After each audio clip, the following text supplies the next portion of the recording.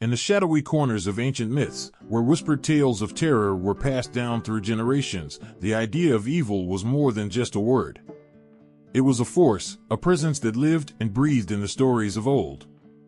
Evil was the darkness that lurked in the forests at night, the shiver that ran down your spine when you felt like someone, or something, was watching you. Across different cultures, this darkness took on many forms, but it always carried with it the same weight: fear, suffering, and a deep sense of dread. In ancient Greece, evil wasn't just a simple notion, it was a twisted reflection of humanity's own flaws and weaknesses. The Greeks saw evil in the monstrous beings that roamed their myths, like the fearsome Medusa, whose gaze could turn anyone to stone. Medusa wasn't born evil, she was transformed into a monster by the wrath of the gods. Her story is one of tragedy and revenge, a reminder that evil can emerge from pain and betrayal. The Greeks believed that evil was often born from the actions of both gods and humans, and that it could consume anyone, no matter how righteous they once were. In Norse mythology, evil was something wild and untamed, much like the harsh landscapes the Norse people inhabited. The monstrous wolf Fenrir embodied this wildness, a creature of such power and ferocity that even the gods feared him. Bound by the gods in an attempt to control his destructive nature, Fenrir's rage grew until it became a force that would one day bring about the end of the world. The Norse didn't just see evil as something to be fought, they saw it as something inevitable, a storm that could only be delayed but never truly stopped. For the ancient Egyptians, evil was a force that threatened the very balance of the universe. Their stories tell of Apep, the serpent of chaos, who sought to swallow the sun and plunged the world into darkness. Apep was the enemy of order, the force that sought to undo all that was good and just. The Egyptians believed that their pharaohs were tasked with battling this evil, maintaining the delicate balance between order and chaos. To them, evil was not just a presence but a constant threat, always lurking, always waiting for a moment of weakness. In the stories of the Aztecs, evil was a hunger that could never be satisfied. The creature Ahuizotl lived in the waters, waiting to drag the unsuspecting to their doom. With a hand on its tail, it would snatch its victims, drowning them and feasting on their eyes, teeth, and nails. The Aztecs saw evil as something that preyed on the innocent and the unprepared, a reminder that life was fragile and could be snatched away in an instant. The fear of such creatures kept people vigilant, aware of the dangers that lurked just beyond the safety of their homes.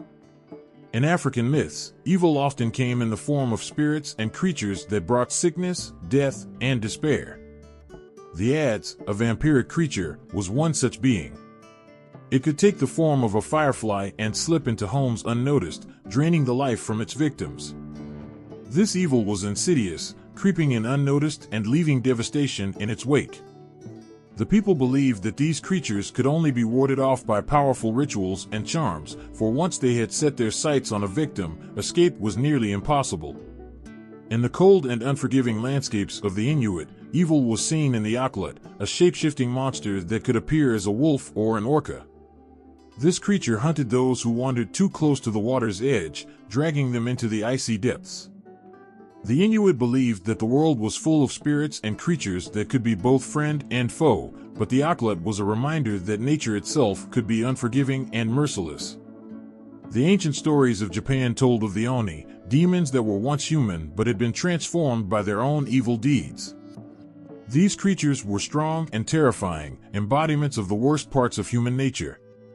The Japanese believed that evil could corrupt the soul, twisting it into something unrecognizable. The Oni were feared not just for their power, but for what they represented, the loss of humanity and the descent into darkness. These myths, whether from Greece, Norse lands, Egypt, Aztec empires, Africa, the Inuit, or Japan, all speak to a universal truth: evil is not just an outside force. It can be born from within, from the very hearts of people. It is the pain of betrayal, the hunger for power, the wrath of the gods, or the chaos that seeks to undo the world. In these ancient stories, evil is something to be feared, something that can strike without warning and leave only suffering in its wake. But it is also a reflection of the cultures that created these tales, a mirror held up to humanity, showing the darkness that exists in every heart and the constant struggle to keep it at bay. In the ancient days, when the world was still raw and wild, when the stars looked down on a land untamed, the first whispers of evil creatures began to stir. These beings were not born from the earth or the heavens, but from the darkest corners of the human heart and mind. They took shape in the fears and nightmares of our ancestors, who saw the world through eyes that could barely comprehend the dangers that lurked in every shadow. The origins of these creatures are as varied as the lands from which they sprang, but one thing is clear: they were born from the very essence of fear itself. In the cold, unforgiving mountains, where the wind howled like a pack of hungry wolves, the stories of creatures like the Wendigo began to take shape. The Wendigo was a spirit of hunger, a being that could possess a person and turn them into something monstrous. The people of the north knew hunger well, and they knew how it could drive someone to madness. The Wendigo became the embodiment of this terrible hunger, a creature that wandered the frozen forests, always starving, always searching for its next meal. In the burning deserts, where the sun blazed down like an angry god, the stories of evil creatures emerged from the relentless heat.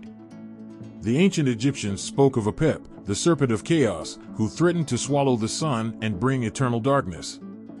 Apep was not just a creature, it was the terror of the unknown, the fear of a world plunged into shadow without the life-giving light of the sun. In those harsh lands, where life hung by a thread, Apep represented the constant threat of everything falling apart, of order descending into chaos. In the deep, dark forests of Europe, where the trees seemed to close in on you and the night was filled with strange sounds, the stories of monsters like the Nuckelavee were born. The Nuckelavee was a creature of pure malevolence, a being that brought disease and death wherever it went. The people of the Scottish Isles knew how fragile life could be, how quickly illness could spread and claim lives. The Nuckelavee became the personification of this dread, a monster that roamed the land, spreading sickness and despair in its wake. Across the seas, in the lands of the Aztecs, the water hid its own dark secrets. The Awazatl, a creature that lurked beneath the surface, waiting to drag unsuspecting victims to their doom, was born from the fear of the unknown that lay beneath the water's surface. The Aztecs lived in a world where water was both life and death, a source of nourishment and a hiding place for predators. The Awazatl was the embodiment of the dangers that lurked just out of sight, waiting to strike when least expected. In the jungles of Africa, where the night came alive with the sounds of unseen creatures, the stories of beings like the Adze took root. The Adze was a vampiric spirit, a creature that could slip into your home unnoticed and drain the life from you while you slept. The people knew how vulnerable they were in the dark, how easily something could come for them in the night. The Adze was the terror of being defenseless, of not knowing what evil might come for you while you were most vulnerable.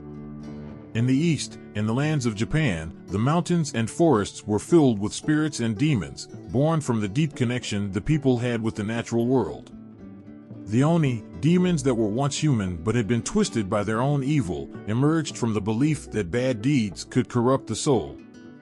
These creatures were not born evil, they became evil through their actions, a reminder that the line between humanity and monstrosity was perilously thin. In the icy expanses of the Inuit, where survival was a daily battle against the elements, the stories of creatures like the Aklat were whispered in fear. The Aklat, a shape-shifting monster that could appear as a wolf or a whale, was a reminder of the unforgiving nature of the world around them. The people knew that nature itself could be a source of terror, that the same forces that sustained them could just as easily take everything away. These evil creatures didn't simply emerge from the land, they were birthed from the struggles, fears, and emotions of the people who told their stories.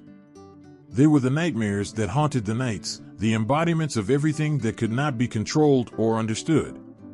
They came from the belief that the world was filled with unseen forces, forces that could be kind or cruel, nurturing or destructive. Each culture shaped its own monsters, drawing from the unique challenges and dangers of their environment. In doing so, they gave form to the fears that all humans share, the fear of the unknown, the fear of death, the fear of losing control. These creatures became a way to explain the unexplainable, to give a face to the horrors that no one could see but everyone could feel. In the end, these evil beings are not just part of ancient stories, they are reflections of the human experience, of the darkness that has always been a part of the world and a part of us. They remind us that evil is not something distant and abstract, but something that can come from within, something that can emerge when we are faced with the deepest, most primal fears. And as long as those fears exist, so too will the stories of these creatures, born from the shadows of our collective soul. In the flickering glow of a fire, the stories of old came alive. These were not just tales of heroes and gods, but of the darkness that stalked the edges of the world. Evil was not just a villain, it was a force that shaped the very essence of the myths themselves. Without it, the stories would have been incomplete, hollow echoes of what they could have been. The evil beings in these ancient narratives were not just obstacles for the heroes to overcome, they were the reason the stories existed at all. In every myth, evil took on a role that was far more profound than mere opposition. It was the catalyst for action, the spark that ignited the hero's journey. Without the presence of evil, there would be no need for courage, no call to adventure, no test of the hero's strength and resolve. Evil was the challenge that needed to be faced, the darkness that had to be confronted so that the light could shine brighter. In many ways, these dark forces defined the heroes as much as the heroes defined them. Think of the Greek myths, where monsters like the Minotaur and the Hydra roamed the land. These creatures were not just threats to be vanquished, they were symbols of chaos and destruction. When Theseus entered the labyrinth to face the Minotaur, it wasn't just the beast he was fighting, he was confronting the chaos and fear that the labyrinth represented. The Minotaur was the embodiment of everything that was wild and uncontrollable, a creature born from the union of human and beast, a living symbol of the consequences of crossing boundaries that should never be crossed. In Norse mythology, the presence of evil was even more pronounced. The gods themselves were locked in an eternal struggle against the forces of darkness, knowing that their end was inevitable. The monsters they fought, Fenrir the wolf, Jormungandr the serpent, were not just enemies, they were harbingers of doom. The Norse gods knew that they could only hold back the tide of evil for so long before it consumed everything. And yet, they fought on, knowing that their struggle gave meaning to their existence. Evil was the force that defined their purpose, that gave weight to their actions. Without it, there would be no glory, no honor, no Ragnarok. In the myths of the ancient Egyptians, evil was a force that threatened to unravel the very fabric of the universe. The serpent Apep, the enemy of Ra, was not just a creature of chaos, it was chaos itself. Every night, Ra had to battle Apep to ensure that the sun would rise again. The people believed that if Apep ever won, the world would be plunged into eternal night. Evil in these stories wasn't just an adversary, it was the embodiment of everything that threatened the order and balance of the world.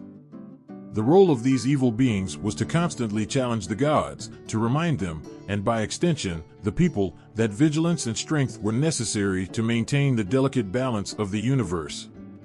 In the myths of the Aztecs, the role of evil was tied to the cycles of life and death. The gods and monsters of these stories were often intertwined, representing the duality of existence.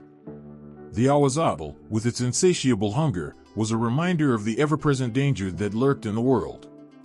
But it also served as a reminder of the need for sacrifice and the inevitability of death. Evil in these stories was not something to be eradicated, but something to be understood and respected. It was a force that had its place in the natural order of things, a necessary counterpart to life and creation. In African mythology, evil beings often took on the role of tricksters, beings who disrupted the natural order not out of malice but out of a desire to challenge and provoke. The Adze, a spirit that could bring sickness and death, was not just a bringer of suffering, it was a reminder of the fragility of life and the importance of community and protection. The role of these evil beings was to test the boundaries, to push the limits of what was possible, and in doing so, to teach valuable lessons about the world and the human condition.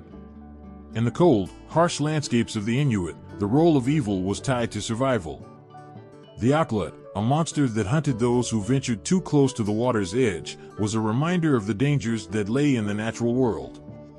These creatures were not just predators, they were embodiments of the challenges that the Inuit people faced every day. The role of evil in these stories was to reinforce the need for caution, respect for the environment, and the understanding that the world was a dangerous place that could not be taken lightly. In Japanese mythology, the Oni played a role that was both terrifying and instructive. These demons were not just mindless beasts, they were often former humans who had been transformed by their own evil deeds. The role of the Oni was to show the consequences of a life lived in sin, to remind people of the dangers of giving in to their darker impulses. But they also served as protectors, warding off other evil spirits and punishing those who deserved it. In this way, the role of evil was complex and multifaceted, showing that darkness could also serve a purpose in the greater scheme of things. The presence of evil in these myths was not a mistake or a flaw, it was an essential part of the narrative. Without it, the stories would lose their power, their urgency, their very reason for being. Evil was the force that pushed the heroes to their limits, that forced them to confront their deepest fears and emerge stronger for it. It was the darkness that made the light shine brighter, the danger that made the victory all the more sweet. In these ancient tales, evil was not something to be feared or shunned, it was something to be faced head-on. It was a force that had to be acknowledged, understood, and ultimately overcome. And in doing so, the heroes of these stories not only defeated the monsters they faced, but also grew as individuals, becoming the legends that would be remembered for generations to come. In the darkest corners of Greek mythology, there exists a creature so terrifying that her name alone could send shivers down the spine of even the bravest warrior. Medusa, with her hair of living, writhing snakes and a gaze that could turn flesh to stone, was not just a monster, she was a symbol of pure, unrelenting terror. Medusa was not always a creature of horror. Once, she was a woman of extraordinary beauty, so radiant that she caught the eye of the gods themselves. But beauty, in a world where gods and mortals clashed, was often a curse. Medusa's fate was sealed when she caught the attention of Poseidon, the powerful god of the sea. In a tragic twist, she became the victim of his desire, violated in the sacred temple of Athena. Instead of finding compassion or justice, Medusa was met with the cruel wrath of the goddess, who transformed her into a monster, her once beautiful hair replaced with venomous serpents, her gaze cursed to turn any living being into cold, lifeless stone. From that moment on, Medusa was no longer a woman but a creature of nightmares. Exiled to a desolate island, she became the embodiment of fear itself. Her island, once serene, was now a place of death, littered with the stone remnants of those foolish enough to seek her out. Warriors, heroes, and even the gods were paralyzed by the thought of facing her. Medusa was a living nightmare, a being whose mere presence could freeze the blood in one's veins. Her power was unmatched, no one could look into her eyes and live to tell the tale. Her face, once a symbol of beauty, had become a mask of death. The serpents that adorned her head hissed and coiled, always ready to strike, a constant reminder of the curse she bore. The terror she inspired was not just in her appearance, but in the knowledge that there was no escape from her gaze. To see Medusa was to meet death itself. But Medusa's story is not just one of horror, it is also a story of deep, profound sadness. She did not choose to become a monster, she was made into one by the cruelty of the gods. Her life was a tragedy, a beautiful woman turned into a creature of despair, condemned to a life of loneliness and fear. The terror she inspired was not born from her heart, but from the curse that was forced upon her. In many ways, Medusa was a victim, trapped in a body that reflected the horror of what had been done to her. Despite the fear she instilled, Medusa was not invincible. Her end came at the hands of Perseus, a hero who dared to face her with the help of divine intervention. Armed with a mirrored shield, Perseus avoided her deadly gaze and struck her down, severing her head from her body. Even in death, her power remained, the severed head of Medusa retained its petrifying gaze, becoming a weapon in the hands of Perseus and later, a symbol of protection on the shield of Athena. Medusa's story is one of the most haunting in Greek mythology. She was a creature born of pain and betrayal, her life a twisted reflection of the beauty and horror that coexisted in the world of the gods. Her power to instill fear was unparalleled, not just because of what she was, but because of what she represented, a reminder of the fragile line between beauty and terror, between life and death. Even now, Medusa's name is whispered in fear, her image a symbol of the monstrous and the tragic, a creature whose story is as heartbreaking as it is terrifying. She remains one of the most enduring figures in myth, a testament to the power of fear and the tragedy of a life turned to stone. In the cold, unforgiving lands of Norse mythology, where the gods themselves feared the end of all things, there was a creature whose very name was spoken with dread, Fenrir, the monstrous wolf. From the moment he was born, Fenrir was not just any beast, he was a harbinger of doom, destined to bring about the twilight of the gods, the cataclysm known as Ragnarok. Fenrir was the son of the trickster god Loki and the giantess Angerboda, a creature born from chaos and mischief. But even from his earliest days, it was clear that Fenrir was not just any wolf. He grew at an alarming rate, his strength and size becoming so immense that even the gods, with all their power and wisdom, could not ignore the danger he posed. They knew that this wolf, still just a pup, was destined to play a role in the end of the world.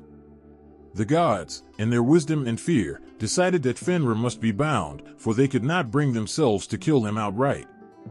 They sought to chain him, using the strongest metals and the most unbreakable materials they could find.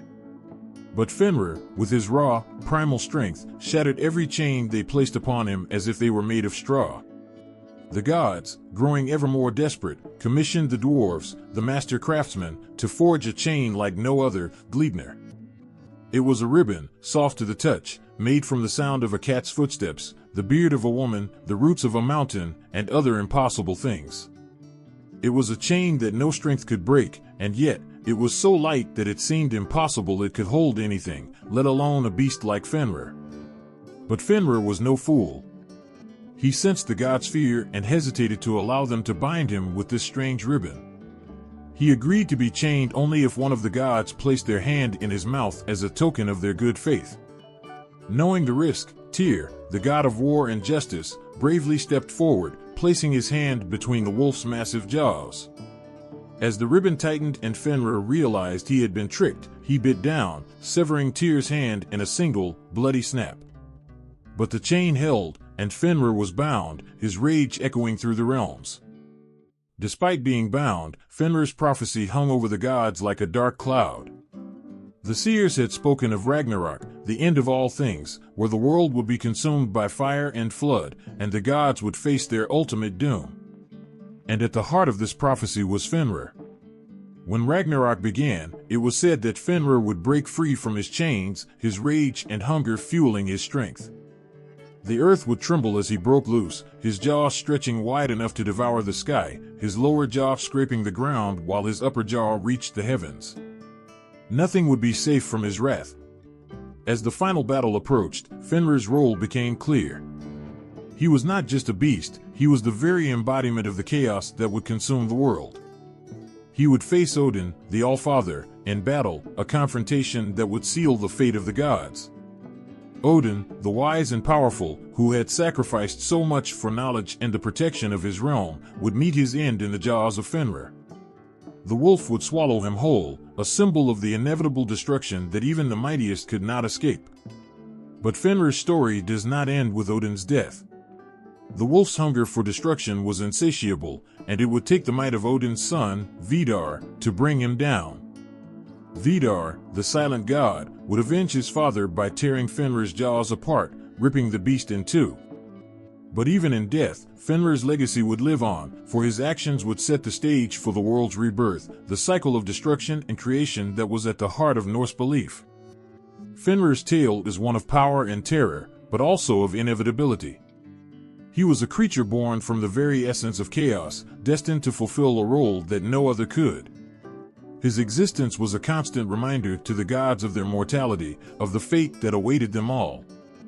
In the end, Fenrir was not just a monster to be feared, he was a force of nature, a key player in the grand design of the cosmos, whose role was as essential as it was terrifying.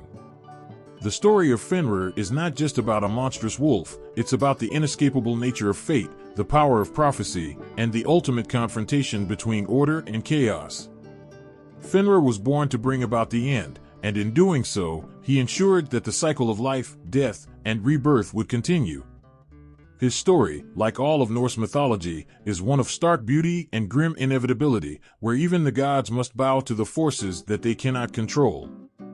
Fenrir, the monstrous wolf, will always be remembered as the beast who heralded the end of the world and the beginning of something new. In the shadowy depths of the ancient Slavic forests, there is a figure who strikes fear into the hearts of both the young and the old. Baba Yaga, the witch with iron teeth and a hunger for the lost and the unwary, is a name whispered in cautionary tales, a figure who blurs the line between the protector and the predator. She is not just a witch, she is the embodiment of the unknown, the guardian of the mysterious and the terrifying.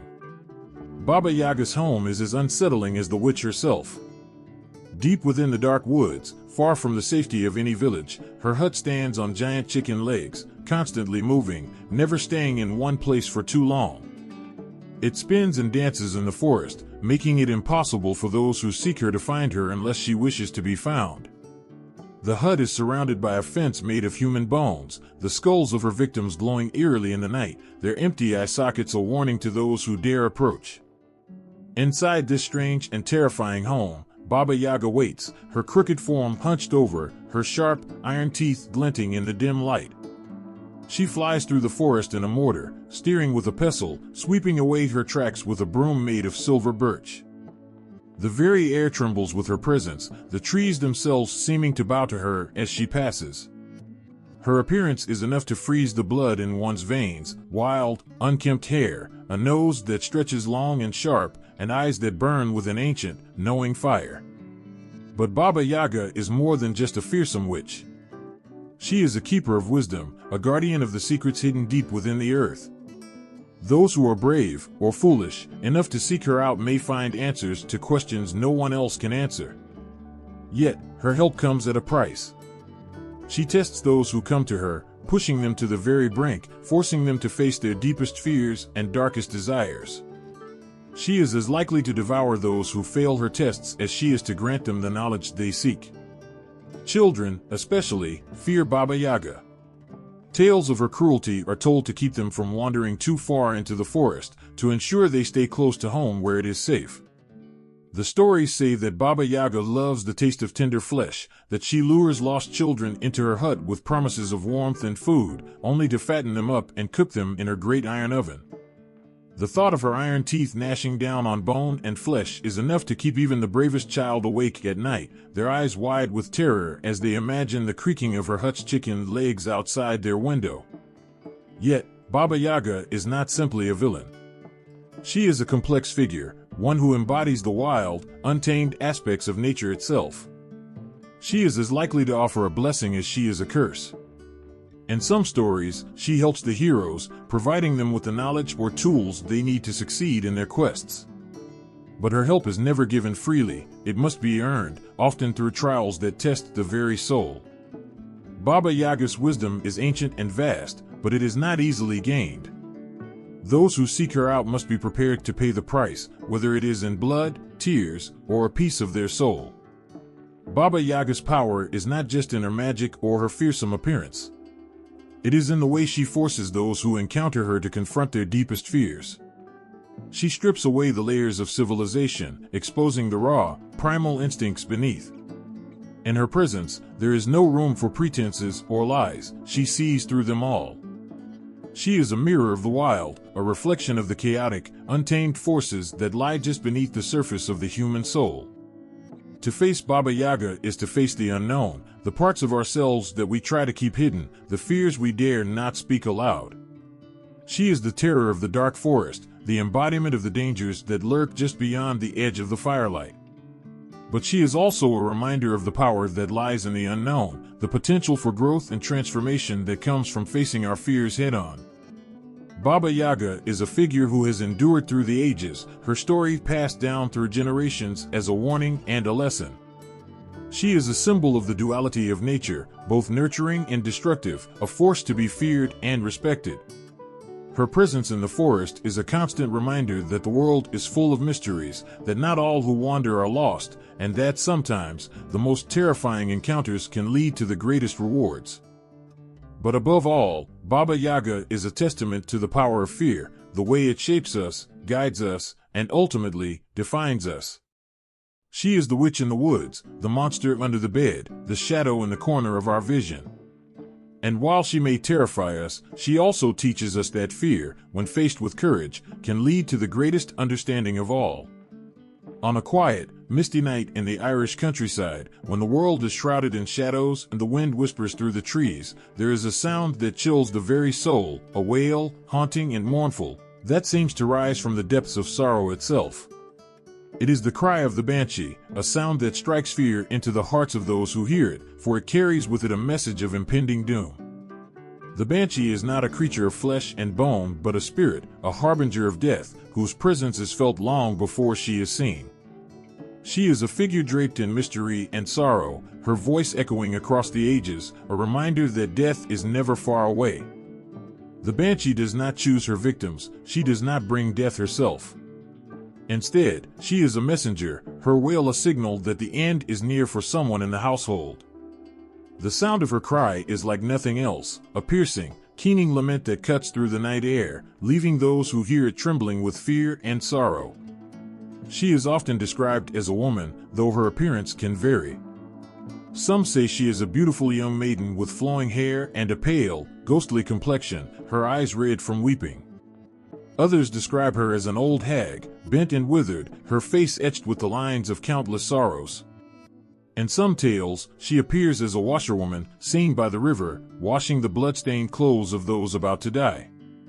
But no matter her form, the Banshee's presence is always a sign of death. To hear the Banshee's wail is to know that death is close. It is a sound that cannot be ignored, a cry that resonates deep within the soul, awakening a primal fear that is impossible to shake. It is said that only certain families, those of ancient noble lineage, are haunted by the Banshee. These families, bound by blood and history, are the ones who hear her mournful cry, a sound that has echoed through generations, marking the passing of loved ones. The Banshee's cry is not just a warning, it is a lament, a song of grief for the life that is about to be lost. It is filled with sorrow, a sorrow so deep that it can be felt in the very bones of those who hear it. The wail of the Banshee is the voice of grief itself, a grief that transcends time and place, a grief that speaks to the universal truth that death comes for us all. But there is something more to her cry, an eerie calmness, a resigned acceptance of the inevitable. The Banshee does not wail out of anger or malice, she wails because she knows what is coming, and she mourns for the soul that is about to depart this world. There are stories of people who have tried to confront the Banshee, to see her face to face. But those who have succeeded rarely live to tell the tale, for to see the Banshee is to see death itself. She appears at the edge of the forest, or standing by the door of the house, her eyes filled with a sorrow that no words can express. Her gaze is piercing, seeing not just the physical world, but the soul of the person she is mourning. Those who have seen her speak of a deep sadness in her eyes, a sadness that is both terrifying and beautiful, a reflection of the grief that comes with the loss of life.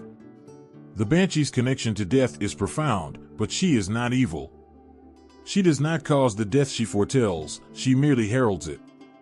In some ways, she is a guide, leading the soul from this world to the next. Her cry, though filled with sorrow, is also filled with compassion, a recognition of the pain that comes with death. She is a reminder that death is a part of life, that it is something we all must face, and that even in death, there is a kind of beauty, a beauty in the release from suffering, in the journey of the soul from this world to whatever lies beyond. For those who hear the Banshee's cry, there is no escaping the fear it brings. It is a sound that stays with you, long after the wail has faded into the night.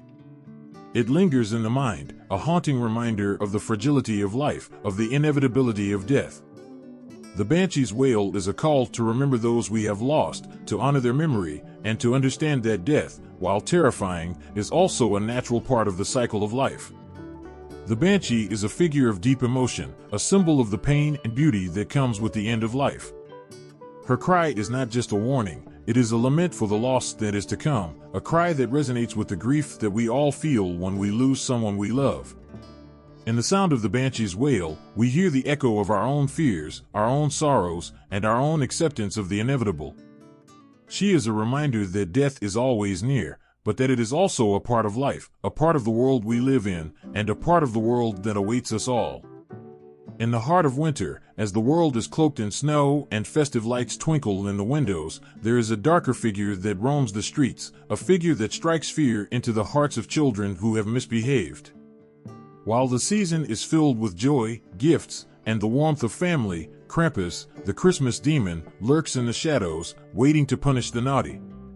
He is the terrifying counterpart to Saint Nicholas, a creature of ancient folklore who embodies the consequences of bad behavior. Krampus is not like the jolly, red-suited figure who brings gifts and joy. He is a towering beast, half-goat and half-demon, with horns that curl from his head, a long, forked tongue that flicks out from his mouth, and cloven hooves that clatter against the cobblestones as he walks. His body is covered in dark, matted fur, and his eyes glow with a malevolent fire. He carries with him a bundle of birch sticks, used to thrash those who have been naughty, and a sack or basket slung over his back, ready to carry away the worst offenders. As the festive season approaches, the stories of Krampus spread like wildfire. Children hear the tales from their parents, who warn them to behave, to listen, to be good, or else Krampus will come for them. The fear of this demon is real, palpable, as children lie awake in their beds, wondering if their misdeeds have been noticed. They listen for the sound of his hooves on the roof, the jingle of chains that he drags behind him as he hunts for those who have been bad. On the night of December 5th, Krampusnacht, the streets come alive with the sound of bells and chains. In many Central European towns, people dress as Krampus, donning masks with twisted horns and hideous faces, parading through the streets as they bring the legend to life. The air is filled with the scent of burning wood, the cold biting at exposed skin, and the sounds of laughter mixed with screams as Krampus chases those who dare to come too close. The line between fantasy and reality blurs, and for one night, the terror of Krampus is all too real. For the children who have misbehaved, Krampus is not just a story. He is a living nightmare, a creature who will stop at nothing to punish those who deserve it. The stories say that he beats children with his birch sticks, leaving welts and bruises as a reminder of their wrongdoings. But for the truly bad, the punishment is far worse. Krampus stuffs them into his sack or basket and carries them away, to be drowned, eaten, or dragged to the underworld, never to be seen again. The thought of Krampus coming for them is enough to make even the bravest child tremble. The fear is not just of the pain or the punishment, but of the uncertainty. What if Krampus really does come? What if the stories are true? The darkness of the winter nights only adds to the terror, as shadows stretch long and the wind howls through the trees, carrying with it the sound of chains and the distant echo of Krampus's bell. But Krampus is not just a figure of fear. He is also a reminder of the consequences of our actions. In a season that celebrates kindness, generosity, and love, Krampus stands as a warning that there is a price to be paid for misdeeds. He is the embodiment of the darker side of the festive season, a figure who ensures that the naughty do not go unpunished. For the children who have been good, the sight of Krampus is a relief. They know they have nothing to fear, that St. Nicholas will visit them with gifts and treats. But for those who have misbehaved, the sight of Krampus is a reminder of every wrong they have committed. The fear is enough to keep them in line, to make them promise to be better, to do better, in the hopes that Krampus will pass them by. Krampus is a figure that has endured for centuries, his legend passed down through generations. He is a part of the fabric of the festive season in many parts of Central Europe, a reminder that the holidays are not just about joy and celebration, but also about reflection and accountability.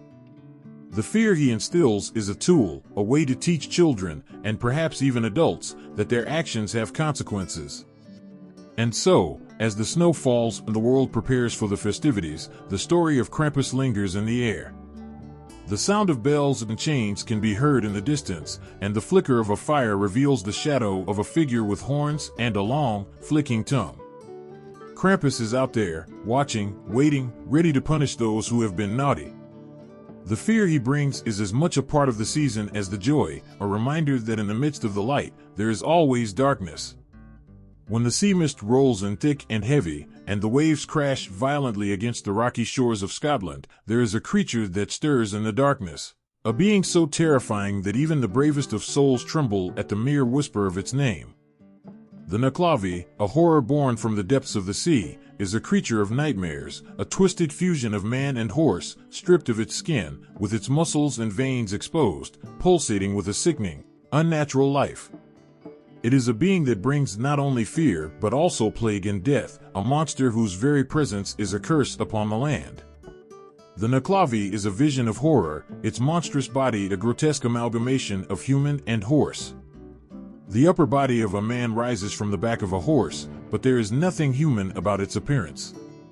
The fleshless form glistens in the moonlight, the raw, exposed muscles writhing as if in constant agony. The creature's head is impossibly large, with a mouth that gapes wide, revealing rows of sharp, yellow teeth, and eyes that burn with a malevolent fire, glowing like embers in the darkness. The veins that snake across its body are filled with black, toxic blood, oozing and dripping as the Nuckelavee moves, leaving a trail of disease and decay in its wake. As the Nuckelavee emerges from the sea, the air around it becomes thick with the stench of death. The creature's breath is a foul miasma, a poisonous fog that withers crops and sickens livestock. It spreads pestilence wherever it goes, bringing plague and misery to the people of the land. The very ground it touches becomes tainted, turning the lush, green fields into barren wastelands, the soil poisoned by the Nuckelavee's presence. The seas, too, are not safe, as the creature's arrival is often heralded by the sudden and inexplicable death of fish, their bodies washing ashore in droves, a grim warning of the horror that is to come. The Nuckelavee is not just a creature of the sea, it is a force of nature, a personification of the raw, untamed power of the ocean, and the dangers that lurk beneath its surface. It is driven by an insatiable hunger for destruction, its rage fueled by the cold, unforgiving waters from which it was born. The creature has no mercy, no compassion, it exists only to bring suffering and death, its presence a blight upon the world. The people of Scotland have long feared the Nuckelavee, their ancestors passing down tales of the creature's wrath, warning their children to stay away from the sea during the dark, stormy nights when the Nuckelavee is said to roam. It is a creature that cannot be reasoned with, cannot be bargained with, it knows only hatred and violence, its heart as black as the blood that courses through its veins. Those unfortunate enough to cross paths with the Nuckelavee seldom live to tell the tale, their bodies found torn and mutilated, their faces frozen in expressions of terror. There are stories of brave souls who have tried to fight the Nuckelavee, to protect their homes and their loved ones from the creature's wrath. But the Nuckelavee is not easily defeated. Its skinless body is impervious to weapons, its strength unmatched by any mortal man. The creature's fury is unrelenting, and those who attempt to stand against it are quickly overwhelmed by its sheer power. Even the bravest warriors have fallen before the Nuckelavee, their blood soaking into the earth as the creature continues its rampage, undeterred and unscathed. The Nuckelavee's greatest weapon, however, is not its physical strength, but the fear it instills in those who hear of its deeds. The stories of the Nuckelavee are enough to chill the blood, to make even the most steadfast heart falter.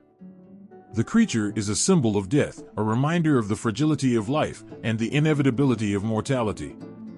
It is a being that cannot be escaped, cannot be outrun, it is a force that must be faced, no matter how terrifying.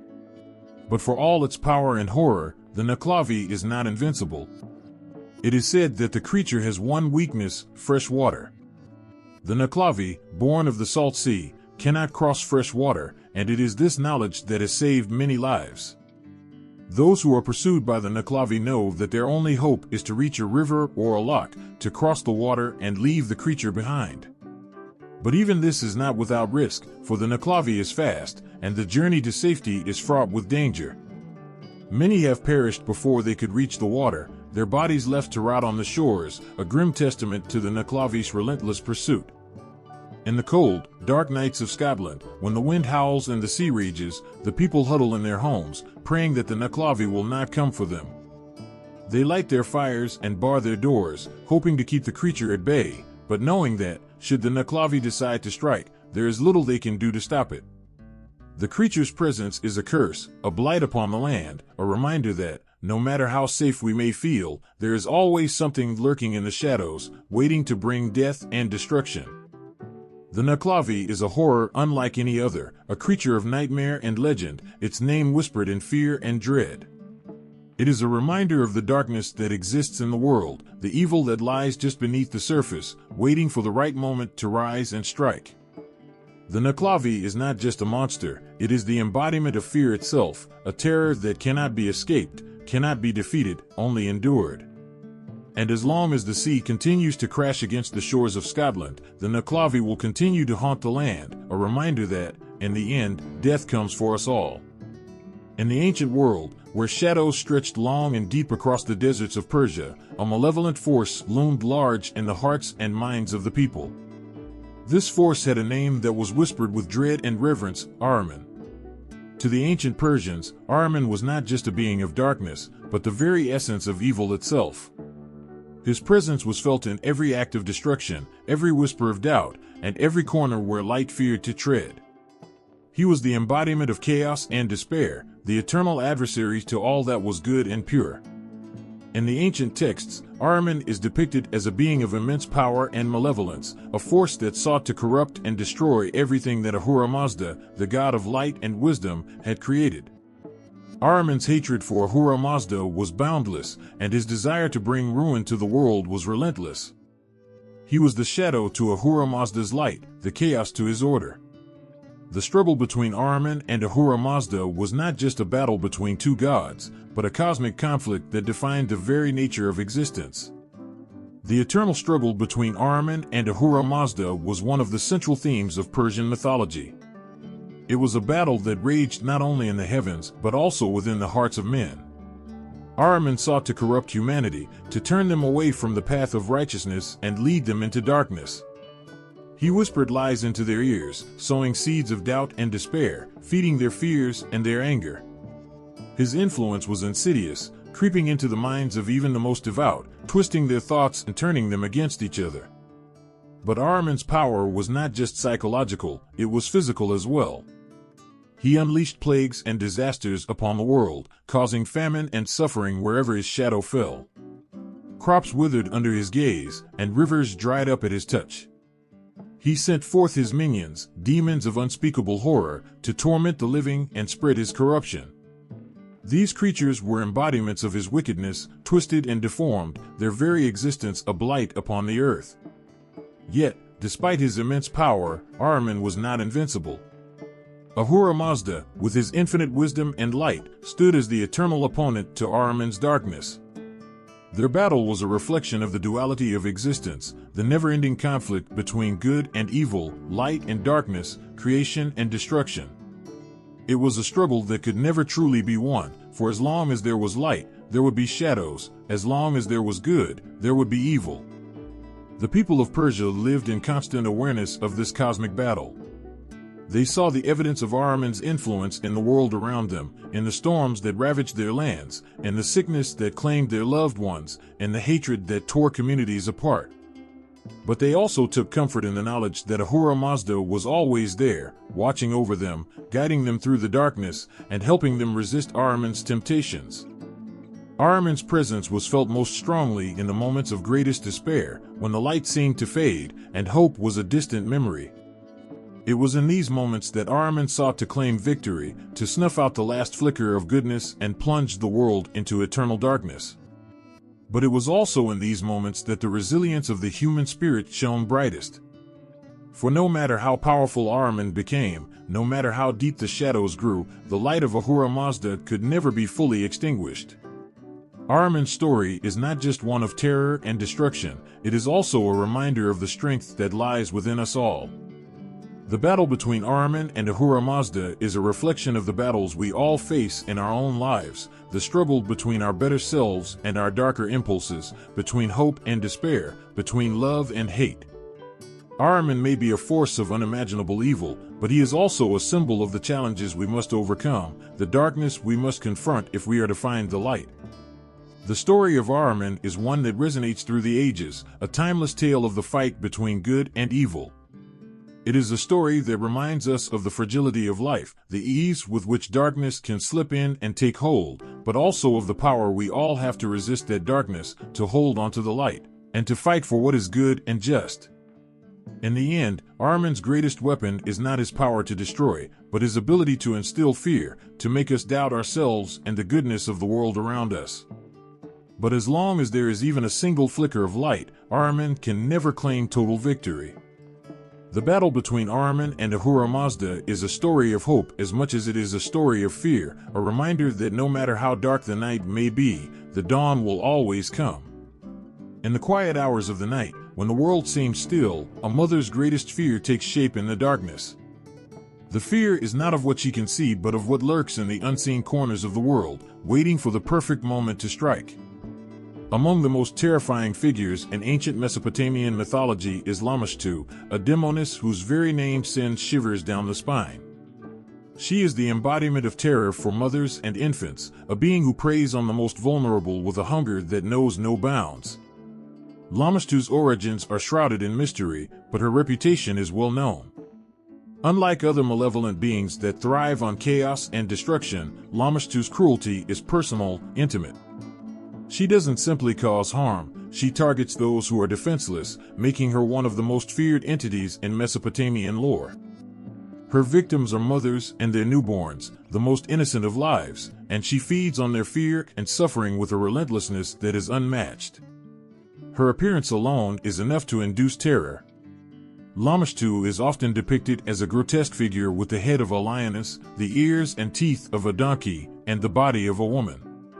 Her hands are clawed, and her feet are the talons of a bird, sharp and deadly. But it's not just her monstrous form that strikes fear, it's what she does with it. Lamashtu is said to roam the night, searching for mothers in labor, waiting for the moment when a new life enters the world. She creeps into homes, her presence a cold, invisible shiver down the spine, and reaches for the newborns, her claws poised to steal their breath away. But it's not just death that Lamashtu brings. Her cruelty is far more insidious. She causes disease and sickness in infants, withering their small bodies with a touch, filling the air with the cries of pain and despair. She poisons the mother's milk, turning nourishment into venom. She brings nightmares that haunt the sleep of both mother and child, leaving them restless, their minds tormented by the shadows of her presence. Every aspect of her existence is designed to break the spirit of those she haunts, to turn the joy of new life into an experience of utter dread. For the people of ancient Mesopotamia, Lamashtu was more than just a story. She was a real and present danger, a force that could strike at any moment. Mothers and midwives would place amulets and charms around the home, inscribing the name of Pazuzu, Lamashtu's demon rival, in hopes of keeping her at bay. Prayers were whispered, and rituals performed, all in a desperate attempt to protect the newborns from her grasp. But despite these efforts, the fear of Lamashtu was always there, lurking in the back of every mother's mind, a reminder of the fragility of life in a world where such darkness existed. The terror that Lamashtu inspired was not just in what she did, but in what she represented. She was a symbol of the uncontrollable, the unpredictable forces of nature that could strike without warning. In a time when infant mortality was high, and the death of a child could happen suddenly and without reason, Lamashtu embodied the fears that every parent harbored. She was the personification of the dangers that lay just beyond the edge of the light, waiting to snatch away what was most precious. Lamashtu's legacy is one of fear, a reminder of the darkness that exists in the world, both then and now. Her story is a chilling example of how ancient cultures personified their deepest fears, giving shape and form to the things that terrified them the most. Even today, the tale of Lamashtu resonates, a dark echo of the past that reminds us of the fragility of life and the ever-present shadow of death. In the silent moments, when a mother cradles her newborn close, the ancient fear of Lamashtu lingers in the air, a whisper of a time when the world was a darker place, and evil walked the earth in the form of a demoness who preyed on the innocent. The terror of Lamashtu is a timeless one, a reminder that even in the brightest moments of life, the shadows are never far away. In the ancient skies of Mesopotamia, where the winds whispered the secrets of gods and mortals, there soared a creature whose very existence struck fear into the hearts of all who heard its name. Anzu, the lion-headed bird, was no ordinary being. Its wings, vast and powerful, could block out the sun, casting a shadow over the land that brought with it a sense of doom. With the head of a lion and the body of a giant bird, Anzu was a terrifying blend of predator and power, a creature born from the nightmares of gods. But what made Anzu truly fearsome wasn't just its monstrous appearance, it was the audacity of its actions. In a world governed by divine order, where every god knew their place, Anzu dared to do the unthinkable. It set its sights on the tablets of destiny, sacred relics that held the very fabric of the universe within their inscriptions. These tablets were more than just artifacts, they were the source of divine authority, granting the gods the power to rule the cosmos.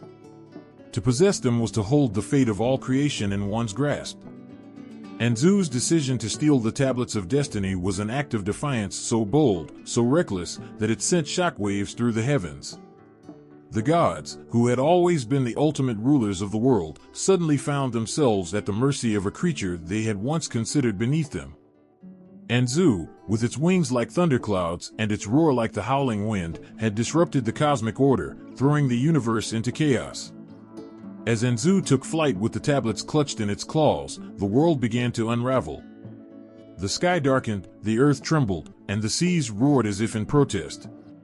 The balance of power had shifted, and in that terrifying moment, it seemed as though the world might be lost to the chaos that Anzu had unleashed. The gods, once all-powerful, were now vulnerable, their authority stripped away by a creature of their own making. But Anzu's theft wasn't just an act of rebellion, it was a statement. In seizing the tablets of destiny, Anzu was challenging the very order of the universe, declaring that even the gods were not beyond the reach of its power.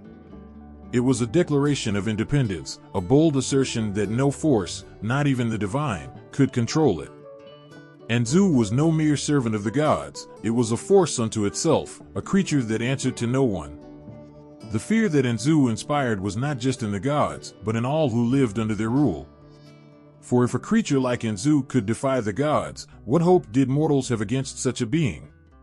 The very thought of Anzu's wings darkening the sky, its lion's head roaring in triumph, was enough to send shivers down the spine of anyone who heard its tale.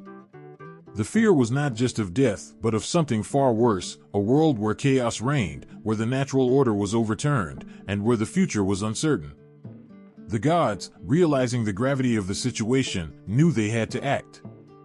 They could not allow Anzu to hold the universe hostage. But confronting Anzu was no easy task. It was a creature born of raw power and primal fear, a being that thrived in the chaos it had created. The gods needed a champion, someone who could match Anzu's might and restore the balance that had been lost. In the end, it was the god Ninurta who rose to the challenge. Armed with the strength of the gods and the determination to restore order, Ninurta set out to confront Anzu. The battle that ensued was one of epic proportions, a clash of titans that shook the heavens and the earth. Anzu, with its wings that could blot out the sun and its claws that could rend the sky, fought with a ferocity born of desperation. But Ninurta, driven by a sense of duty and justice, proved to be the stronger of the two. In a final, desperate struggle, Ninurta struck down Anzu and reclaimed the tablets of destiny. The cosmos, once teetering on the edge of chaos, was restored to its rightful order. But the memory of Anzu, the lion-headed bird who dared to defy the gods, lingered on. It served as a reminder of the thin line between order and chaos, of the power that lies in the hands of those who dare to challenge the status quo. Anzu's story is one of terror and awe, a tale of a creature that dared to do what no one else could, challenge the very order of the universe. It is a story that speaks to the fear of the unknown, of the chaos that lies just beneath the surface of the world we know.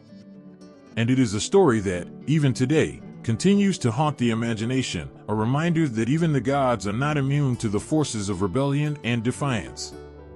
In the shadowed halls of the ancient Egyptian afterlife, where the souls of the dead awaited judgment, there lurked a creature so feared, so dreaded, that even the bravest hearts quivered at the mere thought of her presence. Ammit, the devourer of the dead, stood at the threshold of eternal doom, a monstrous figure that embodied the ultimate terror, a fate worse than death itself. Ammit was no ordinary beast. She was a terrifying fusion of the most fearsome animals known to the Egyptians. With the head of a crocodile, the forequarters of a lion, and the hindquarters of a hippopotamus, she was a grotesque amalgamation of predators, each one a symbol of lethal power in the natural world. But Ammit's power didn't lie in her form alone. It was in her role as the final judge, the one who could erase a soul from existence. In the sacred ritual of judgment, the heart of the deceased was weighed against the feather of Myat, the symbol of truth and justice. For the Egyptians, the heart was not just a physical organ, it was the essence of a person's being, the repository of their deeds, thoughts, and emotions. If the heart was pure, lighter than the feather, the soul was granted passage to the afterlife. But if it was heavy with sin, burdened by the weight of guilt, it was cast into the jaws of Ammit.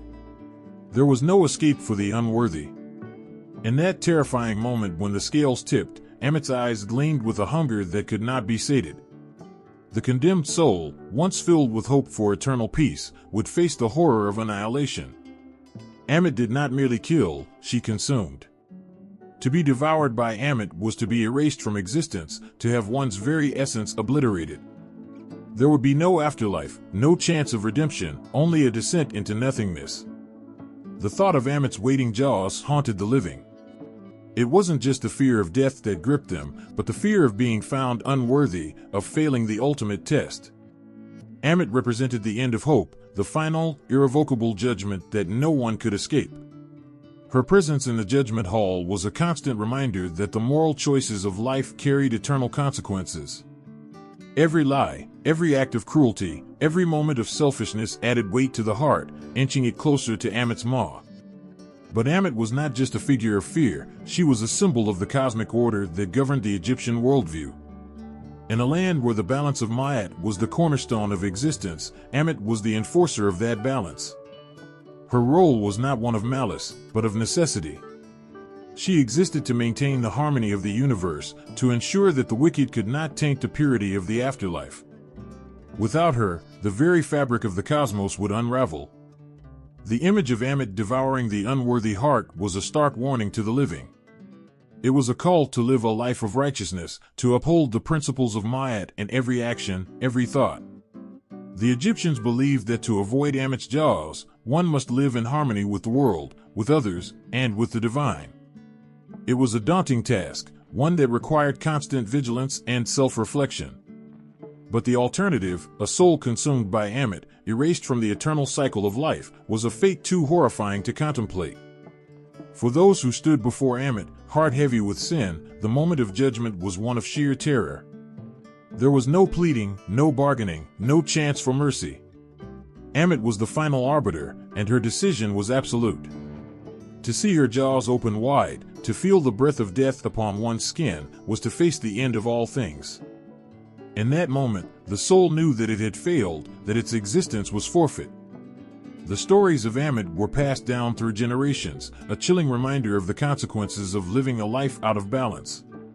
Parents would tell their children of the devourer of the dead, warning them to live justly, to honor the gods, and to keep their hearts light. The image of Ammit, with her monstrous form and insatiable hunger, was etched into the minds of all who sought to walk the path of righteousness. Yet, in the end, Ammit's role was not one of cruelty, but of justice. She was the guardian of the afterlife's sanctity, the one who ensured that only the pure could pass through. In a world where the afterlife was the ultimate goal, the place of eternal peace and reunion with loved ones, Ammit was the gatekeeper who allowed only the worthy to enter. To face Ammit was to face the truth of one's life, stripped of all pretense and deceit. And so, the name of Ammit continues to echo through the ages, a reminder of the power of judgment, the importance of living a life in balance, and the terrifying reality of facing one's sins. The devourer of the dead, with her crocodile head, lion's body, and hippopotamus hindquarters, remains a symbol of the ultimate price of moral failure, a fate that none wished to meet, but all were destined to face. In the desolate winds that sweep across the ancient deserts of Mesopotamia, there is a name whispered with fear and dread, Pazuzu, the demon of the wind. His presence was felt long before his name was spoken aloud, as the fierce gales carried not just the dust and sand, but also the ominous signs of disease and destruction. Pazuzu was more than a mere demon, he was the embodiment of the uncontrollable, the harbinger of misery that no mortal could escape. Pazuzu's form was as terrifying as the power he wielded. With the body of a man, the head of a lion or dog, sharp talons for feet, and wings that stretched wide like those of a giant bird, he was a nightmarish figure. His eyes burned with a malevolent fire, and his presence could turn the bravest of warriors into quivering shadows of themselves. Yet it was not his appearance alone that struck fear into the hearts of those who encountered him, it was the knowledge of what he could bring. The people of ancient Mesopotamia lived in a world where the forces of nature were both revered and feared. The wind, so essential for life, could also be the bearer of death. When the hot desert winds howled through the villages and cities, they carried with them the seeds of sickness, the whispers of famine, and the promise of suffering. It was Pazuzu who rode on these winds, spreading his malevolent influence wherever they blew. In the dead of night, when the winds howled the loudest, mothers would clutch their children close, fearing the arrival of Pazuzu. He was the demon who brought locusts to devour their crops, who spread the diseases that ravaged their bodies, who dried up their water sources and left them to die of thirst.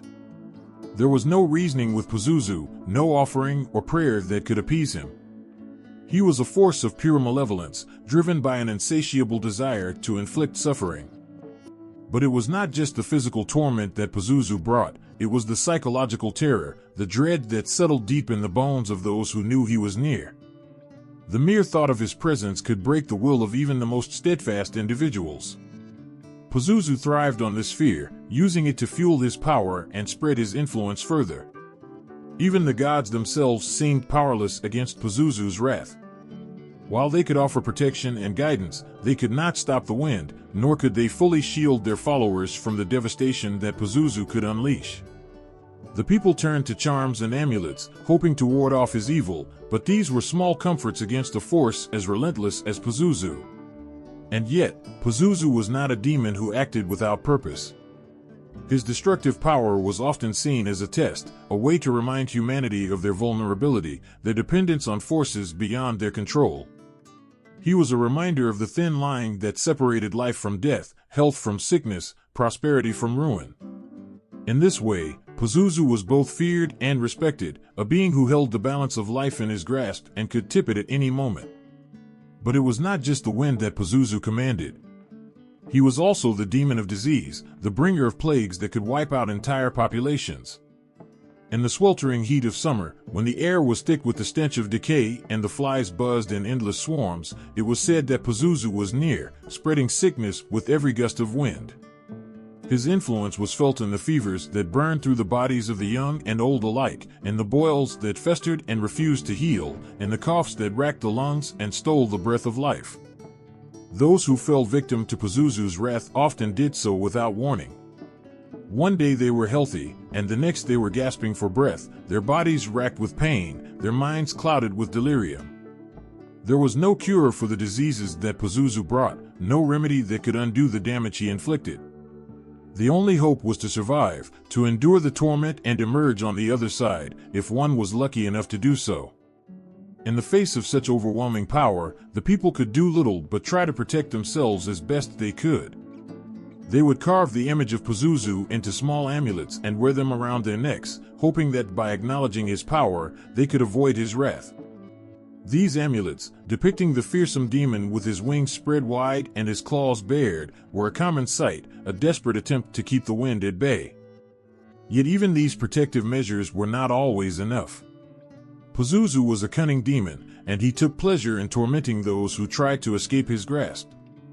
He would wait until the moment when his victims felt safe, then strike with the full force of his fury, leaving nothing but destruction in his wake.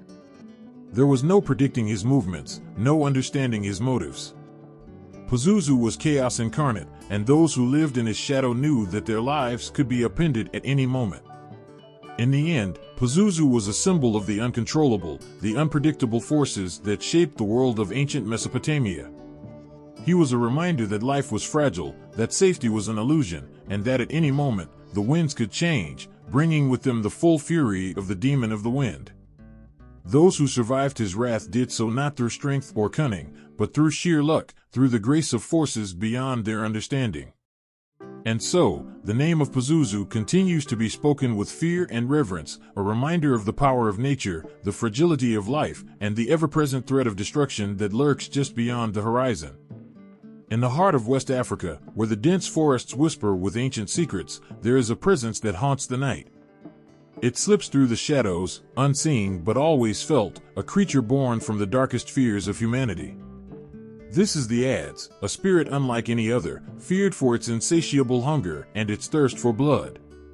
To speak of the Adze is to speak of death itself, for where it goes, misery and disease follow in its wake.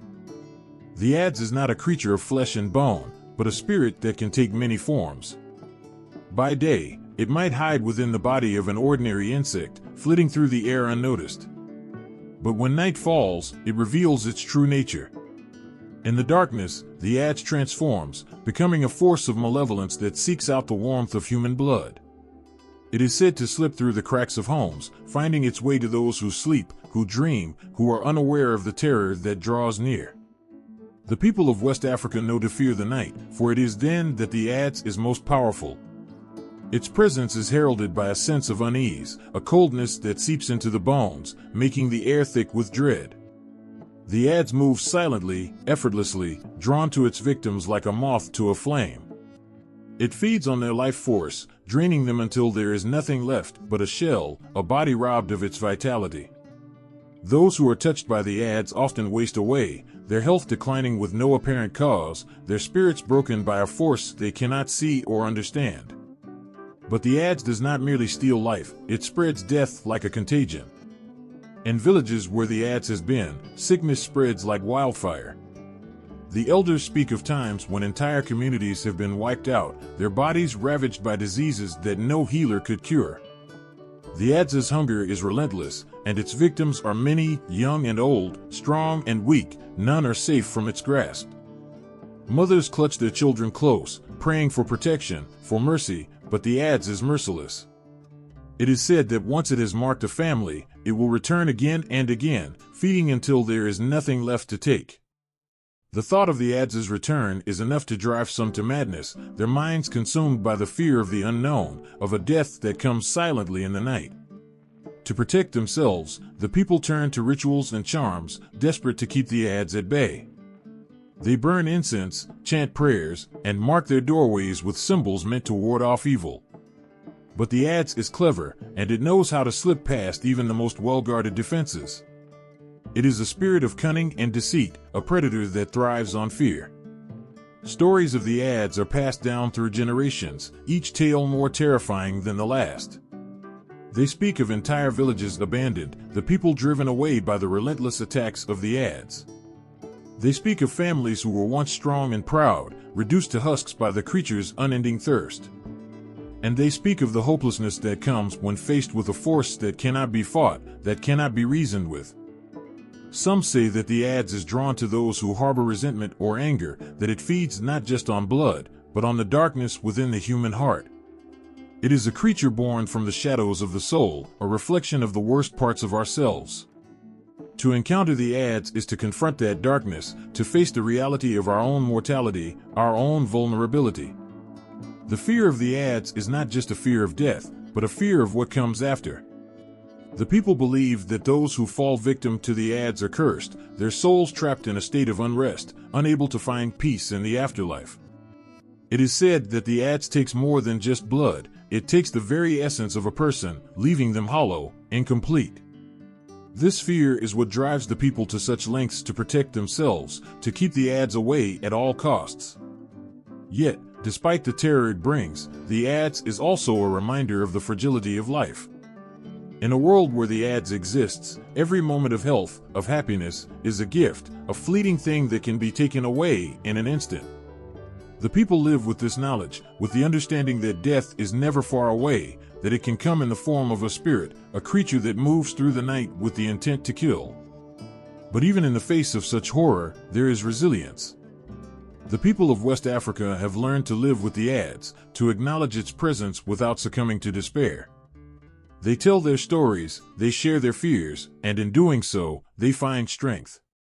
The Adze may be a creature of nightmares, but it has also become a part of the fabric of their lives, a force that they face with courage and determination.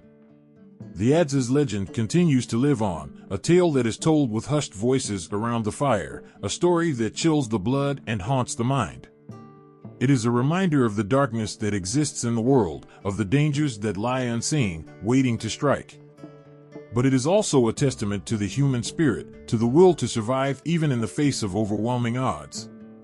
For in the end, the Adze is more than just a monster, it is a symbol of the battle between life and death, between hope and despair.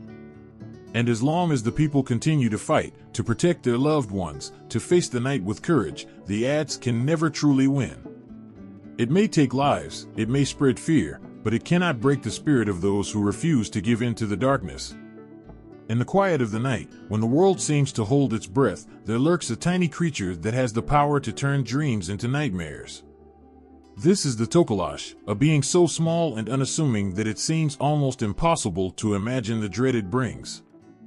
Yet, within Zulu folklore, the Tokoloshe is a force of pure mischief and malevolence, a spirit that knows how to exploit every fear, every weakness, leaving a trail of unease wherever it goes. The Tokoloshe is described as a dwarf-like creature, often small enough to hide under the bed or in the darkest corners of a room. Its appearance is as varied as the tales told about it. Some say it has a hairy body, while others describe it as smooth-skinned with sharp, malicious eyes. No matter the description, one thing remains constant. The Tokoloshe is a creature born from nightmares, a being that embodies the very essence of fear. The Tokoloshe is not content with simply lurking in the shadows. It is a creature driven by a cruel delight in causing harm and misfortune. It sneaks into homes at night, exploiting every vulnerability it can find. The Tokoloshe is known to create chaos in households, tipping over objects, making eerie noises, and causing inexplicable accidents. The worst part is its ability to inflict mental anguish, preying on the deepest fears of those who encounter it. Parents whisper warnings to their children about the Tokoloshe, hoping to instill enough fear to keep them in line. They tell stories of how the Tokoloshe creeps into bedrooms and snatches away the misbehaving, leaving them to face an unknown, terrifying fate. The fear of the Tokoloshe becomes a tool for control, a way to make children think twice before acting out. But for those who truly believe, the Tokoloshe is no mere fairy tale, it is a real and present danger, a spirit that can make every shadow a potential threat. The Tokoloshe's ability to bring about misfortune and disease is what makes it truly feared. It is said to cause illnesses that no healer can explain, spreading sickness and weakness with a mere touch. Families may find themselves struck by a wave of unexplained maladies, their lives disrupted by an invisible enemy. In some tales, the Tokoloshe is blamed for the loss of crops, the death of livestock, and even the failure of important endeavors. The creature's touch is like a curse, bringing with it a wave of bad luck that seems to follow wherever it goes. The Tokoloshe's mischief often escalates to more sinister acts. It has been said to harm people in their sleep, whispering dark thoughts and causing nightmares that seem all too real. The terror of waking up and finding the Tokoloshe lurking nearby is enough to make anyone's blood run cold. In extreme cases, the Tokoloshe is thought to be capable of physically harming its victims, leaving bruises and marks that seem to appear out of nowhere. In the Zulu community, the fear of the Tokoloshe is so profound that it has given rise to numerous protective measures. People go to great lengths to safeguard themselves from this malevolent spirit. They might place bricks or heavy objects under their beds to keep the Tokoloshe from sneaking underneath. Some even resort to magical charms or rituals meant to ward off the Tokoloshe's influence.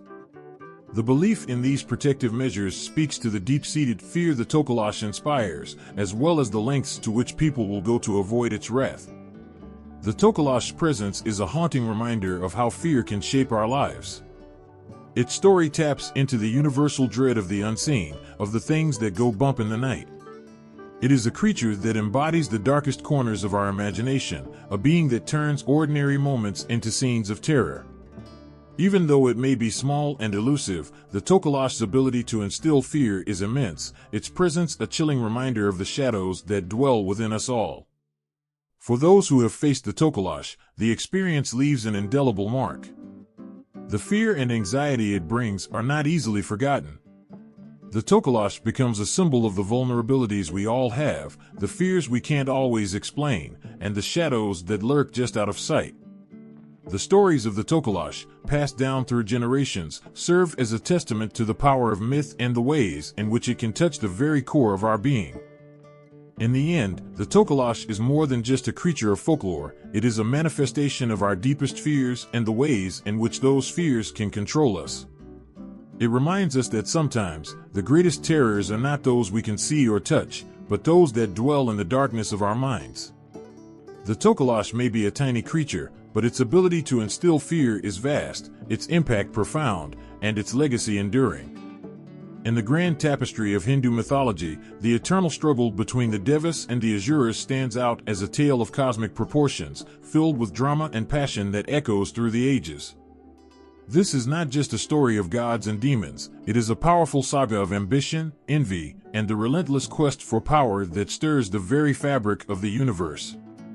The Asuras, often cast as the antagonists, are beings of great strength and determination. They are not merely evil creatures but complex figures driven by desires that clash with the divine order. Unlike the Devas, who embody virtue and uphold cosmic balance, the Asuras seek to disrupt this harmony. Their rebellion is not just against the gods, but against the very essence of order and righteousness. Imagine a celestial battlefield where the sky is torn asunder by the clash of these mighty beings. The Asuras, with their fierce, unyielding resolve, are locked in an unending war against the Devas, who represent the forces of good. This conflict is not a mere skirmish but a grand, sprawling war that shapes the very destiny of the world. Each battle is more than just physical, it is a struggle between chaos and order, darkness and light.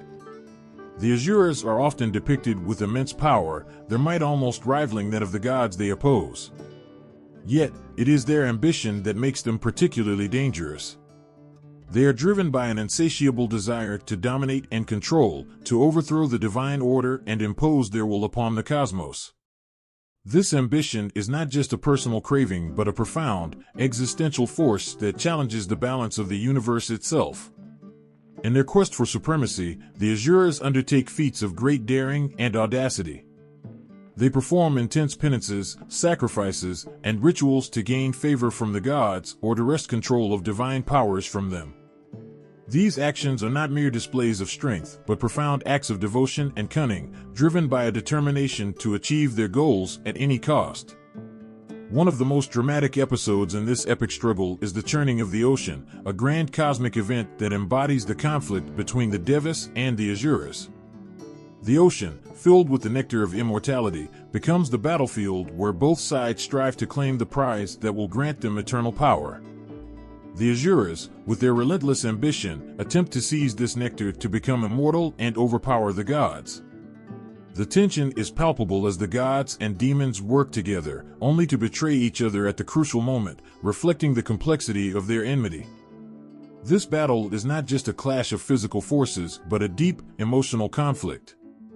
The Asuras, with their dark allure and powerful charisma, challenge the Devas not just in strength, but in their very essence. Their actions provoke fear and awe, their power a testament to the terrifying potential of ambition and desire unchecked by virtue.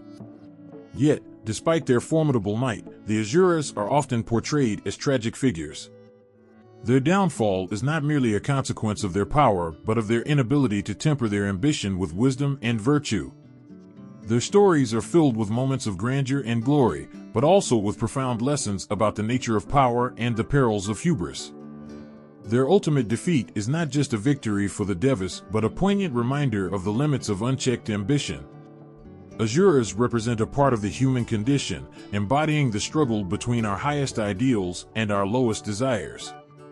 Their battle with the Devas is a mirror of our own internal conflicts, a reflection of the constant tension between our noble aspirations and our darker impulses. Through their story, we are reminded of the fragile balance between order and chaos, light and darkness, and the eternal struggle to maintain that balance.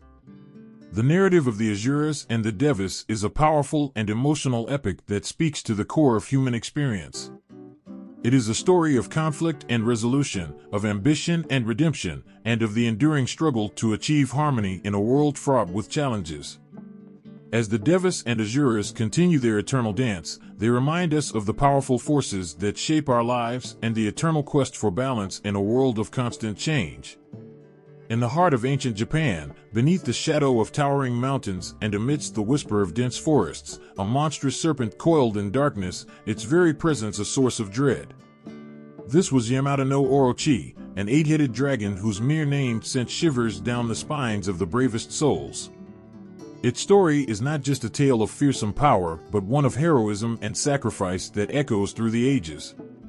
Yamata no Orochi was a creature of immense terror. Each of its 8 heads was a separate entity, capable of spewing venom and fire, while its gigantic, scaled body writhed and twisted in a dance of malevolence. It was a beast born from nightmares, its eyes glowing with an eerie light that seemed to pierce through the very soul. With every movement, it instilled a paralyzing fear, a sensation so deep that it made the ground tremble and the heavens shudder. The serpent's reign of terror was not just about its physical might. Its malevolence reached far beyond its monstrous form. Yamata no Orochi would emerge from its lair to ravage the land, destroying everything in its path. Villages were left in ruin, their inhabitants fleeing in desperation, their hopes turned to despair. The serpent's presence was a blight upon the land, a constant, looming threat that seemed insurmountable. The people of Japan lived in perpetual fear of the serpent, their lives dictated by its whims. But amidst this darkness, a glimmer of hope emerged. This hope was embodied in the form of Susanoo, the storm god, whose very essence was the embodiment of courage and strength. Susanoo was a god not content to let fear rule the lives of the people. Driven by a profound sense of justice and a burning desire to protect, he resolved to face the serpent and end its reign of terror once and for all.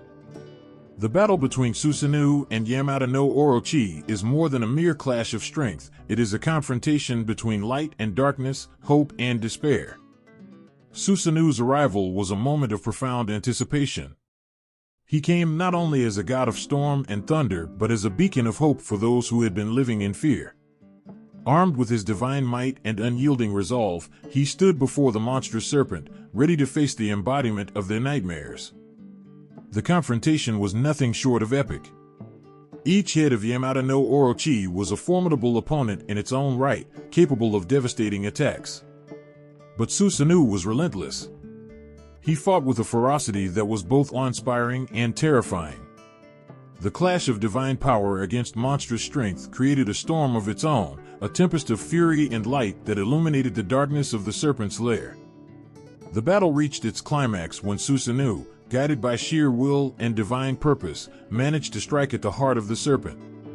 With each head severed, the serpent's power waned, its once fearsome form becoming a shadow of its former terror. The serpent's final moments were filled with a sense of desperation and anguish, a stark contrast to the earlier fear it had instilled. As the serpent fell, its head severed and its body broken, the land that had once been cloaked in darkness began to breathe again, its people emerging from the shadows of their fear. The victory over Yamata no Orochi was not just a triumph of strength, but a profound act of courage and sacrifice. Susanoo's battle with the serpent became a symbol of hope and resilience, a reminder that even the darkest nightmares can be overcome with determination and bravery. The serpent's defeat brought a sense of relief and renewal to the land, a new beginning for those who had lived under its oppressive terror. The story of Yamata no Orochi and Susanoo is more than just a myth. It is a powerful testament to the enduring struggle between good and evil, fear and hope. It is a reminder that even in the face of overwhelming darkness, there is always a chance for light to emerge. The serpent's reign of terror may have ended, but its story remains a poignant reminder of the power of courage and the indomitable spirit that can overcome even the most monstrous of adversaries. In the heart of ancient China, there was a time when the arrival of the new year was not met with joy, but with fear and dread. This was the era when the beast known as Nian roamed the land, a creature so terrifying that its name alone struck terror into the hearts of all who heard it. Nian was not just a myth, it was a living nightmare that haunted the dark corners of villages, its very presence a herald of doom. Nian was a beast of monstrous proportions, a fearsome combination of lion and dragon, with a hide as tough as iron and claws as sharp as daggers. Its roar was like thunder, shaking the earth and sending shivers down the spines of those who heard it. Every year, as the Lunar New Year approached, Nian would emerge from its lair in the mountains, its hunger and rage focused on the villages that lay below. The beast's visits were marked by destruction and chaos. Nian would rampage through the villages, tearing down homes and scattering families. The sight of it was so horrifying that people would flee in terror, abandoning their homes and leaving behind everything they held dear. The once vibrant villages would become ghostly places, silent except for the echoes of fear that lingered in the air. The fear of Nian was so profound that it became a central part of the New Year's celebrations, not out of tradition, but out of a desperate hope to appease the beast. Villagers tried everything they could think of to protect themselves from Nian's wrath. They would offer sacrifices, leave out food, and even try to hide from the beast. But no matter what they did, Nian would always return, its appetite for destruction seemingly insatiable. It was during these dark times that a wise old man came to the villages with a glimmer of hope. He spoke of a way to defeat the beast, not with weapons or sacrifices, but with something much simpler: light, noise, and the color red. According to the old man, Nian was afraid of these things. Light, noise, and the color red were not just distractions, they were powerful forces that could drive the beast away. The villagers were skeptical, but desperation drove them to try anything. As the new year approached, they gathered together, determined to put the old man's advice to the test. They decorated their homes with red paper and lanterns, hoping that the color would keep the beast at bay. They set off firecrackers and drums, their loud noises echoing through the night, creating a cacophony that would drown out Nian's roar. When Nian arrived that year, it was met not with the usual silence and darkness, but with a vibrant display of color and noise. The beast, startled and confused, recoiled from the bright lights and loud sounds. The once fearsome roar of Nian was drowned out by the crackling of firecrackers and the rhythmic beating of drums. The color red, so bright and bold, seemed to create an impenetrable barrier that the beast could not cross. For the first time, Nian was driven back. It fled from the villages, unable to withstand the assault of light, noise, and color. The villages were saved, and the once terrifying New Year became a time of celebration and renewal. The traditions that emerged from that fateful night became a lasting legacy, a testament to the power of unity and the courage of those who refused to live in fear. The story of Nian and the New Year traditions became a powerful symbol of hope and resilience. The once terrifying beast was transformed into a reminder of the strength found in unity and the ability to overcome even the darkest of fears. Each New Year's celebration, with its bright lights, loud noises, and vibrant colors, serves as a tribute to the courage of those who faced Nian and won. It is a celebration not just of a new year, but of the triumph of light over darkness, of hope over fear. In the shadowy corners of ancient Hindu stories, where darkness intertwines with myth, there lurks a presence that chills the soul: Rakshasas. These shape-shifting demons are not just figments of imagination but embodiments of chaos and malevolence that have haunted the world of myth for centuries. Picture a Rakshasa emerging from the depths of a nightmare. With a flicker of dark magic, these creatures could transform from seemingly benign figures into monstrous, nightmarish forms. They could be anyone, a beloved friend, a trusted ally, concealing their true nature beneath a mask of normalcy. This ability to change shape was not merely a trait, but a weapon, allowing them to infiltrate, deceive, and wreak havoc without warning. The Rakshasas were infamous for their cruelty and malice. Their hearts were said to be blackened with a desire to cause pain and suffering. Villages trembled at their name, for these demons were known to strike fear into the bravest of souls. They reveled in the destruction of peace and the spreading of chaos. Their presence was like a storm that swept through, leaving ruin in its wake. In tales of old, Rakshasas would often target the most vulnerable. Their actions were not limited to grand, dramatic battles, but extended to the everyday lives of ordinary people. They would invade homes, abduct children, and spread disease and misfortune. Their cruelty seemed boundless, driven by a twisted sense of joy in the suffering of others. One of the most haunting aspects of Rakshasas was their cunning. Unlike straightforward monsters that charged with brute strength, Rakshasas wielded deceit as their primary weapon. They could charm, beguile, and manipulate, using their shape-shifting abilities to sow discord and distrust. Their very presence was a reminder that not all dangers are obvious, some are hidden behind a friendly face or a seemingly benign smile. In Hindu mythology, Rakshasas are often depicted as beings who challenge the heroes of the stories. Their malevolent actions set the stage for epic struggles, as brave figures like Rama and Krishna faced these demons in their quests for justice. The Rakshasas, in their quest to thwart these heroes, became symbols of the larger battle between good and evil, reflecting the struggles that everyone faces in their own lives. Their stories are filled with moments of horror and dread. The demoness Surpanaka, with her grotesque appearance and vengeful spirit, is one such figure whose tale is etched in the annals of myth. Her longing for vengeance and the subsequent havoc she wreaked serve as a chilling example of how Rakshasas could turn personal vendettas into widespread calamities. Yet, despite their fearsome reputation, Rakshasas also embody a deeper, more unsettling truth. Their shape-shifting ability and their penchant for causing chaos reflect the darker aspects of human nature. They symbolize the fears and anxieties that lie beneath the surface of everyday life. In their unpredictable nature, they reveal how easily trust can be betrayed and how quickly life can be upended by forces beyond our control. The legends of Rakshasas serve as a stark reminder of the delicate balance between order and chaos. They are not just ancient stories, but reflections of the fears that have always haunted humanity. Their shape-shifting, their cruelty, and their ability to cause suffering are deeply ingrained in the mythological fabric of Hindu culture, serving as cautionary tales about the nature of evil and the fragility of peace. As the tales of Rakshasas are passed down through generations, they continue to captivate and terrify.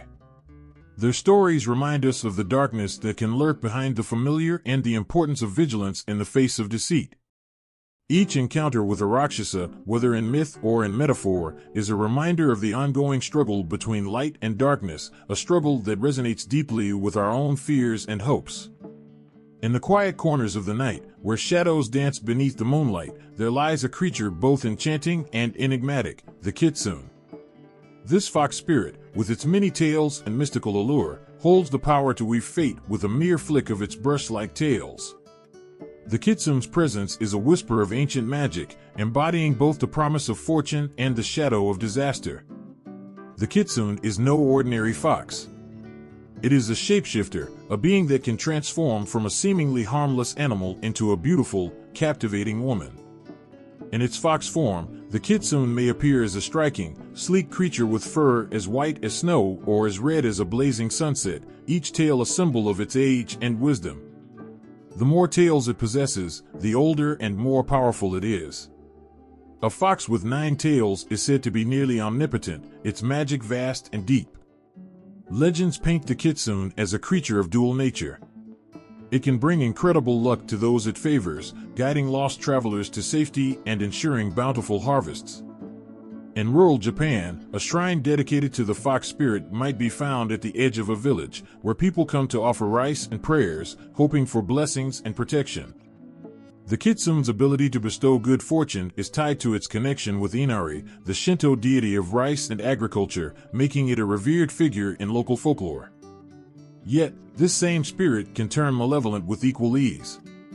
In its darker aspect, the kitsune can wreak havoc, bringing misfortune, disease, and disaster. Its trickster nature is notorious. It delights in playing elaborate pranks that can lead to devastating consequences. A seemingly innocent act of mischief can spiral into chaos, leaving its victims bewildered and devastated. One chilling tale tells of a kitsune that, in its human form, marries a man and bears him children. Over time, it reveals its true nature, often in horrifying ways. It might lead its family into danger or bring ruin to their lives, driven by motives as inscrutable as the shifting wind. Such stories serve as a reminder of the unpredictable nature of the kitsune, a being that can shift from benevolent to malevolent with a flick of its tail. The kitsune's duality reflects a deep-seated truth about the balance of power and the nature of destiny. It embodies the idea that fortune and disaster are intertwined, that both blessings and curses can come from the same source. The spirit's ability to change its shape and manipulate reality underscores the belief that the world is filled with unseen forces, capable of both great kindness and great cruelty. One tale of a kitsune's trickery recounts a man who, deceived by a beautiful woman, unknowingly marries a fox spirit.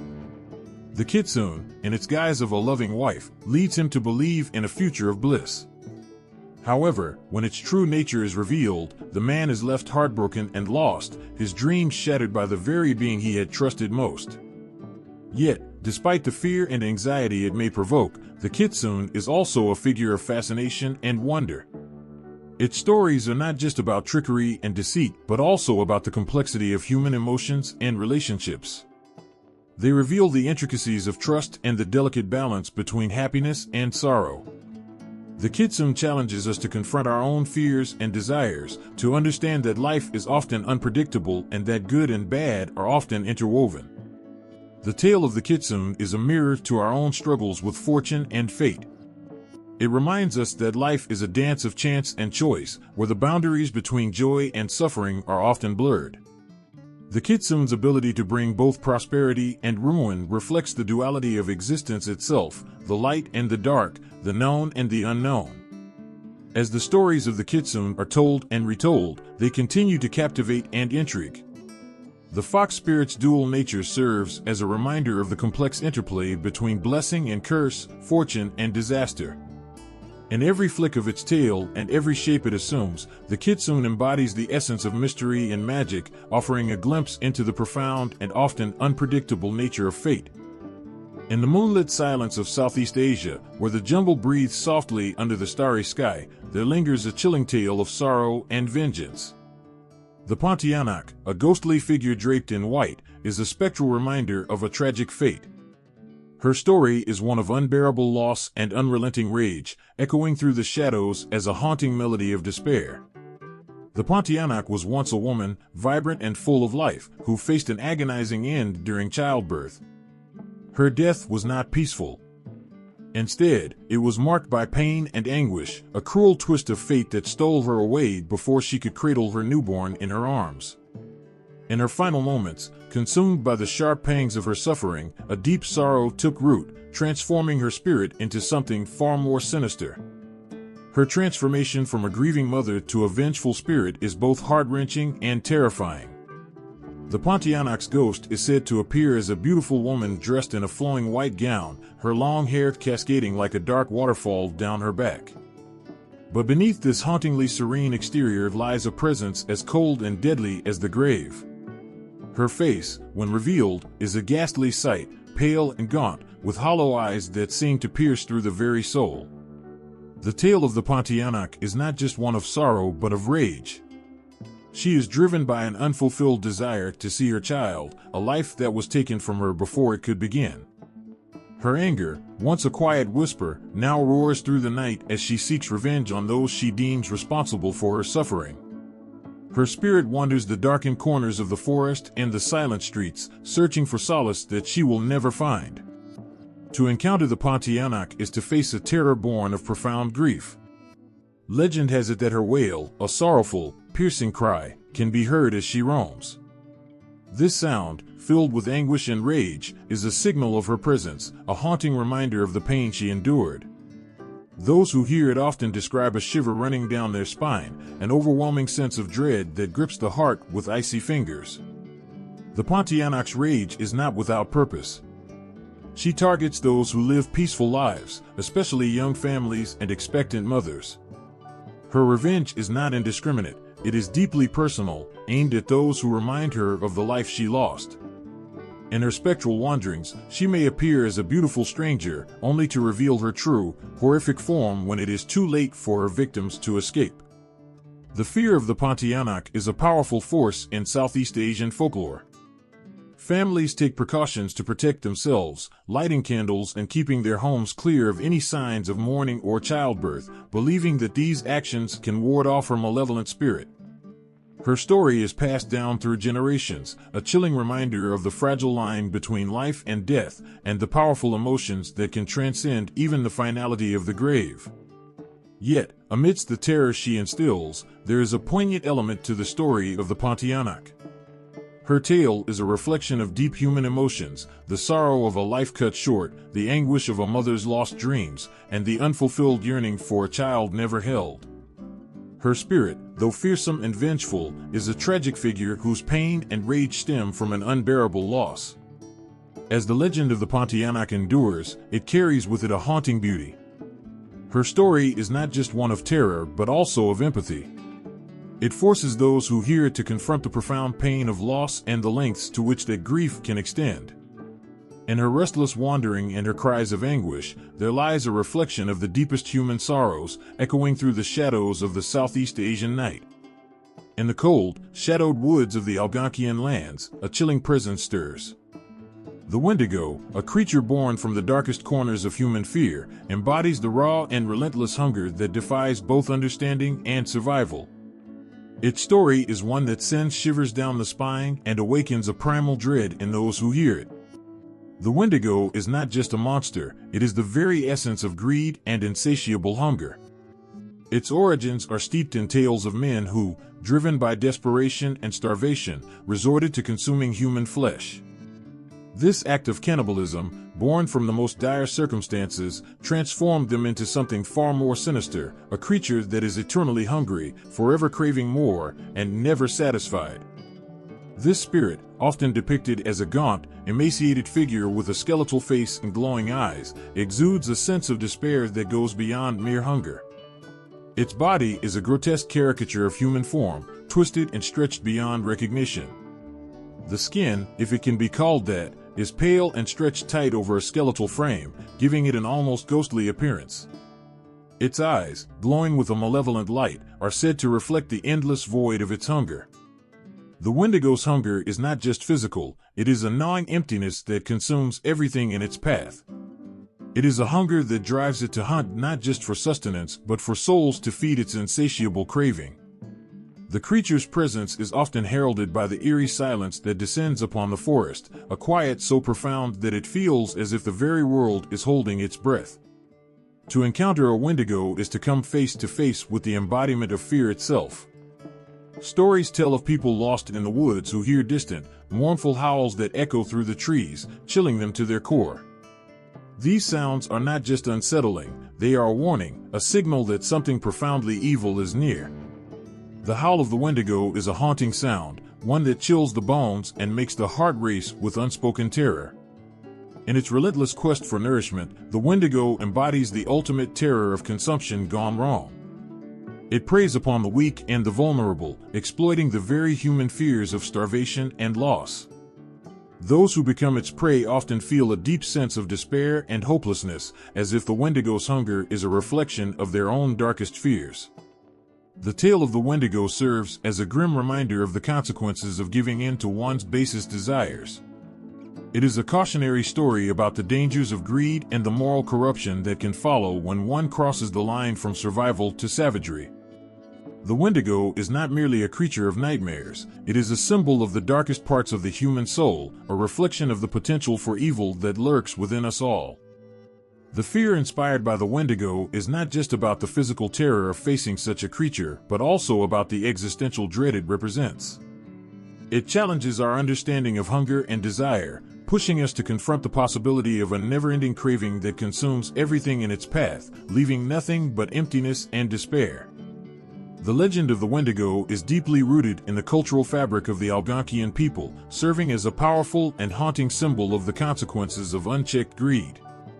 It is a story that resonates with primal fears and speaks to the darkest corners of the human experience. As the Wendigo prowls the cold forests, its presence serves as a chilling reminder of the hunger that lies within us all, a hunger that, if left unchecked, can transform into something truly monstrous. In the stillness of the night, when the moon hangs low and the wind whispers through the trees, a sorrowful wail echoes through the darkness. It is the cry of La Llorona, the weeping woman, whose mournful lament pierces the night air and wraps itself around the hearts of those who hear it. Her story is one of unending grief and eternal searching, a tale that strikes at the very core of parental love and loss. La Llorona's story begins with a heartbroken woman, her beauty and grace matched only by the depth of her love for her children. She lived a life full of promise, yet darkness shadowed her happiness. Her marriage, once filled with joy, faltered, and betrayal tore her world apart. In a moment of overwhelming despair, she made a choice that would forever change her fate and bind her to an eternity of sorrow. The night that broke her heart was also the night that saw her fall into an abyss of madness. Consumed by grief and anger, she took her children to the river, where in a fit of desperation and rage, she cast them into the water. Realizing the horror of her actions too late, La Llorona desperately tried to save them, but the river's cruel currents swallowed her children whole. From that night onward, La Llorona's spirit was bound to the earthly realm, condemned to wander forever in search of her lost children. Her cries of anguish and sorrow are said to echo across the land, a haunting reminder of her tragic fate. These wails, filled with an unbearable sadness, can be heard by those who are unfortunate enough to be near when the wind carries her voice. Her ghostly figure is described as a woman dressed in a tattered white gown, her face obscured by a veil of despair. Her eyes, once bright with love, are now hollow and filled with a deep, unending sorrow. Her hair, unkempt and wild, flows around her as she drifts through the night, searching for her lost children. Her appearance is a ghastly vision, a sight that chills the soul and brings tears to the eyes of those who encounter her. To hear La Llorona's cries is to feel the weight of her grief. Parents and children alike are warned of her presence. Her mournful wail is said to be a harbinger of misfortune or, worse, death.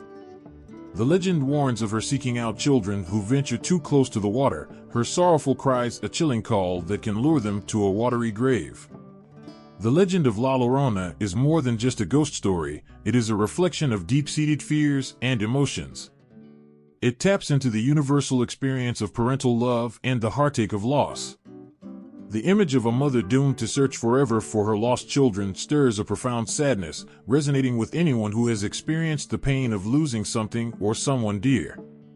In the quiet moments of night, when the wind howls and shadows dance, the legend of La Llorona serves as a haunting reminder of the fragility of happiness and the depth of parental love. Her story, passed down through generations, evokes a mixture of fear and empathy. It is a tale that makes the heart ache and the skin crawl, reminding us all of the eternal pain that can arise from a single, irreversible moment of despair. Her presence is a warning and a mournful cry, echoing through the night, reminding us of the precious nature of life and the devastating consequences of lost love. La Llorona's story endures, her cries a testament to the unending sorrow that grips her spirit and binds her to a fate of eternal searching.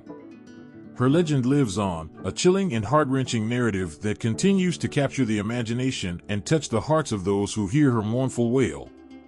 In the dead of night, when shadows cloak the fields and the silence grows thick, a chilling fear grips those who hear whispers of a terrible creature. This beast, known as the Chupacabra, is a phantom that strikes terror into the hearts of farmers and villagers across Latin America. Its name translates to goatsucker, a fitting title for a creature that leaves behind a trail of fear and bloodshed. The story begins in the darkness of a moonless night, where the peaceful sounds of grazing livestock are suddenly interrupted by a strange, unsettling silence. The first sign of trouble is a chilling scream, a cry that pierces the night and sets the entire farm on edge. By morning, the truth becomes horrifyingly clear. The livestock lies lifeless, their bodies drained of blood through 2 small puncture wounds. The cause of this gruesome sight remains a mystery until the legend of the Chupacabra begins to take shape. The Chupacabra is often described as a grotesque creature, with glowing red eyes that pierce through the darkness and a spiky, reptilian body. Some accounts describe it as a creature with leathery skin, a gaunt frame, and an unsettlingly smooth face. Its appearance is often likened to a hairless dog, but with a monstrous twist that leaves those who see it trembling in terror. Reports of this beast began to surface in the 1990s, with sightings scattered across Puerto Rico and other parts of Latin America. Eyewitnesses described a creature that defied logic and reason, a beast that appeared almost otherworldly in its viciousness. The Chupacabra's legend grew with each new report, feeding on the fears of a populace already grappling with the harsh realities of rural life. Imagine the terror of finding your once healthy livestock dead in the pen, their bodies hollowed out and drained of life. The sight is enough to chill the blood, leaving behind not just a physical void but an emotional one. For many farmers, these losses are not just a hit to their livelihood but a blow to their very sense of security. Each night becomes a vigil, with anxious eyes scanning the darkness for any sign of the elusive beast. The chupacabra is more than just a blood-sucking predator, it is a symbol of deeper fears and anxieties. It represents the intrusion of the unknown into the familiar, the terror of a world where even the safety of one's home is no longer guaranteed. The stories of the chupacabra tap into a primal fear of the dark and the unseen, making it a figure of both horror and fascination. The fear of the chupacabra has led to countless stories and theories, ranging from the plausible to the outlandish. Some believe it to be a product of genetic experiments gone wrong, while others see it as an alien entity or an ancient curse. The creature's notoriety has been fueled by sensational news reports and a culture eager to share its own spine-chilling tales. But beyond the myths and the legends lies a deeper truth. The chupacabra embodies the real terror of losing something precious to a force that cannot be understood or controlled. The terror of finding your livestock mutilated, the anxiety of sleepless nights spent in fear, and the sorrow of dealing with the aftermath of such a brutal attack are the true horrors that the chupacabra represents. For those who have encountered this beast or suffered its wrath, the chupacabra is more than just a story. It is a haunting reminder of the fragility of life and the ease with which the natural order can be disrupted. It's a reminder that no matter how much we try to tame the wild or protect what is dear, there are always forces beyond our understanding, lurking just out of sight. The chupacabra's legend endures, fueled by the fear and fascination it inspires. Each new sighting, each new story adds to the creature's dark mythos, ensuring that the terror of the chupacabra will continue to haunt the nightmares of those who live in its shadow. Its story is a chilling reminder of the fears that lie just beyond the edge of the known world, waiting to strike in the dead of night. In the murky depths of ancient Aztec lore, there lurks a creature so terrifying that its very name sends shivers down the spine. The Awazatl, a monstrous being of water and darkness, embodies the primal fear of drowning and the macabre hunger for human flesh. Its story unfolds like a chilling nightmare, where the boundaries between life and death blur into a horrifying reality.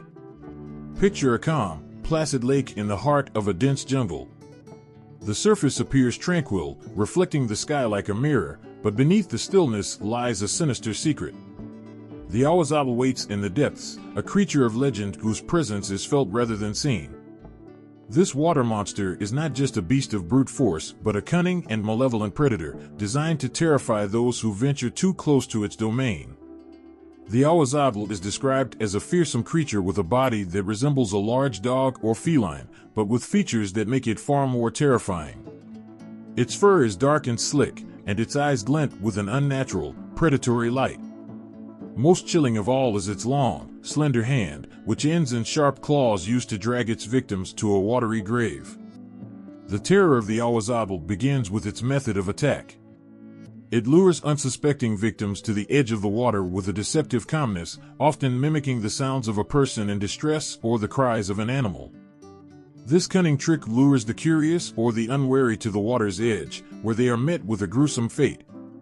The monster seizes them with its clawed hand and pulls them into the depths, where it drowns them before feasting on their eyes, teeth, and nails.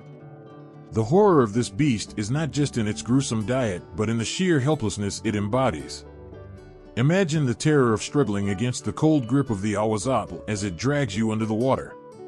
The desperation, the suffocating fear, and the realization that you are powerless against this monstrous predator, all combine to create a nightmarish scene of ultimate dread. The Awazatl's legend serves as more than just a cautionary tale, it is a reflection of the profound fears of ancient Aztec society. Water was both a life-giving and a life-threatening force, and the Awazatl symbolizes the dark, malevolent side of this essential element. Its hunger for human flesh, especially the eyes, teeth, and nails, is a disturbing detail that emphasizes the monster's nature as a devourer of souls, stripping away the very parts of the body that symbolize perception and communication. For the ancient Aztecs, who lived in close connection with nature and its dangers, the Awazatl was a real and present danger in their mythology.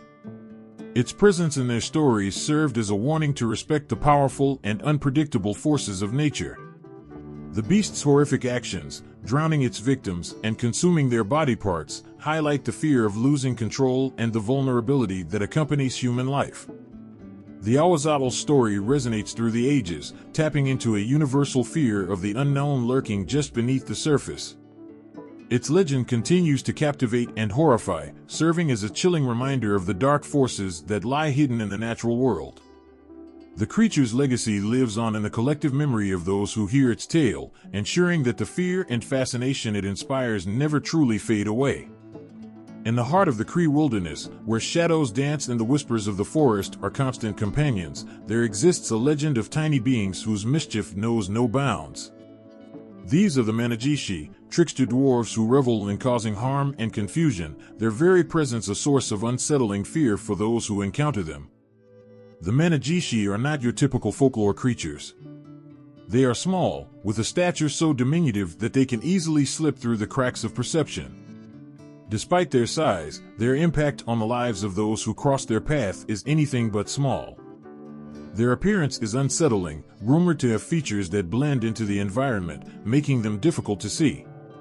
They have been described as having flat faces and oversized heads, their bodies shrouded in an aura of malevolent charm.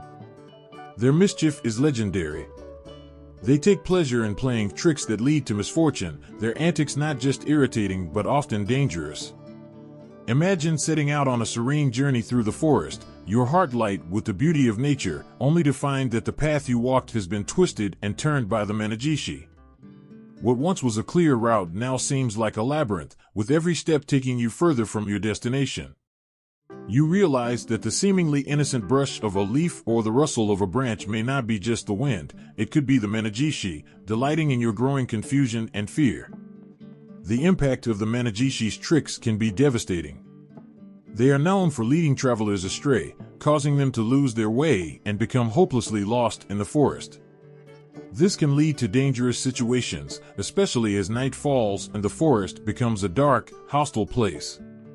The constant feeling of being watched, the eerie sounds that seem to follow you, and the growing dread as the daylight fades, all these elements contribute to a profound sense of unease.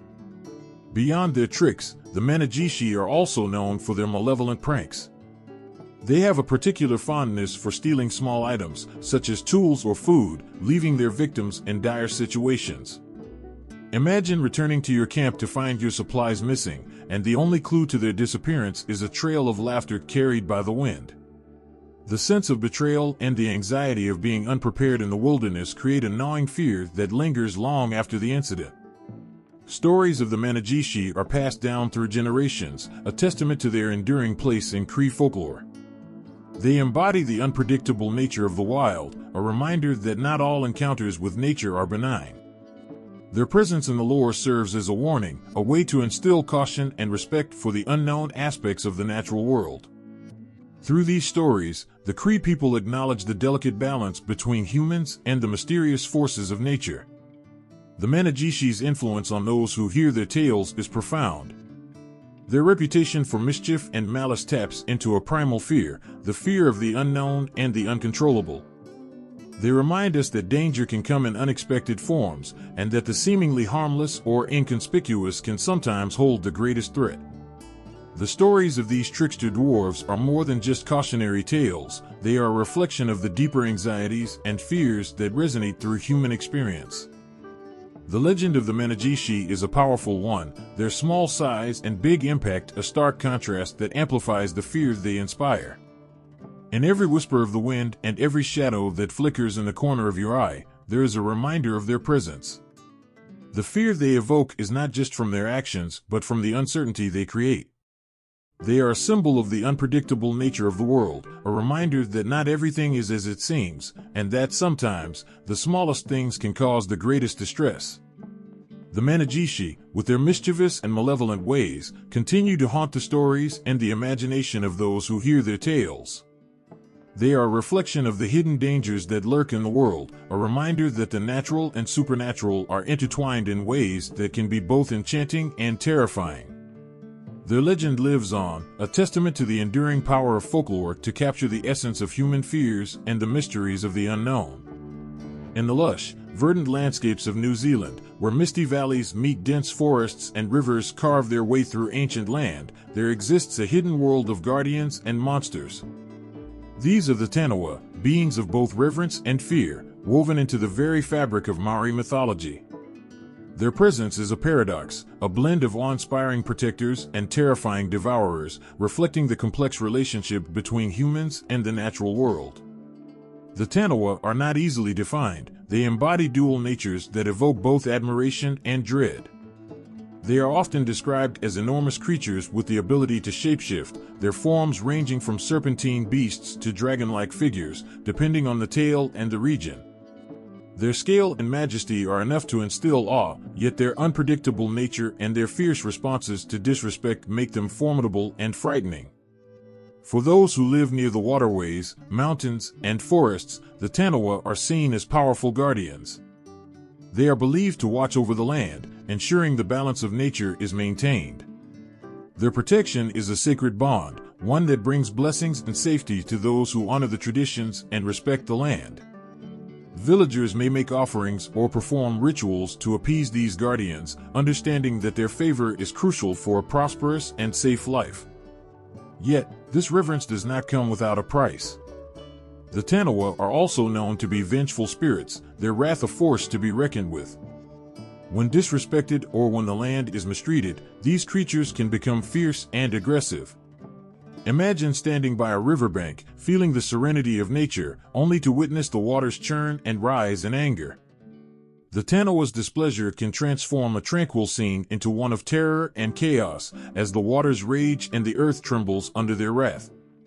One poignant tale speaks of a Tanawa that guards a mountain pass. When travelers ignored the sacred customs and disrespected the rituals, the Tanawa was said to rise from the depths of its domain. The once gentle stream turned violent, its waters surging and crashing with a fury that swept away those who dared to defy the ancient laws. The survivors spoke of a fearsome, scaled figure emerging from the river, its eyes burning with a fire that matched the storm it conjured. The tale is a reminder of the fine line between reverence and disregard, and the dire consequences of crossing it. In another story, a village's disrespect toward the forest's sacred spaces led to the appearance of a Tanawa that took the form of a massive serpent. The beast slithered through the trees, its very presence causing the ground to quake. Those who saw it spoke of its glowing eyes and the deep rumble of its growls that echoed through the forest. The Tanawa's wrath was not only a punishment but also a warning, an urgent call to return to respect and harmony with the land. The fear of the Tanawa is not merely a reaction to their physical might, but also to the deep cultural significance they hold. To disrespect a Tanawa is to defy the very essence of the natural world and the spiritual laws that govern it. The tales of their power are not just warnings, but are embedded with lessons about balance and the sacredness of life. The Tanawa's role as both protector and avenger illustrates the dual nature of existence itself, the constant interplay between harmony and chaos. For those who honor and respect the Tanawa, their presence can be a source of profound comfort and protection. They are seen as guardians who watch over the land, ensuring its vitality and safeguarding the people who live within their domain. The relationship with the Tanawa is one of mutual respect and reverence, where understanding and honoring their role leads to blessings and safety. The stories of the Tanawa, with their ability to shift between guardian and destroyer, capture the deep connection between the Maori people and their environment. They reflect a world where nature is not merely a backdrop but an active, living entity with its own will and spirit. The Tanawa embody the respect and care needed to maintain this balance, reminding all who hear their stories of the delicate dance between humanity and the natural world. These legends and their vivid portrayals evoke a powerful emotional response, highlighting the intense connection between people and their land. The fear and reverence for the Tanawa are a testament to the Maori people's deep respect for nature's power and the intricate relationships that sustain their world.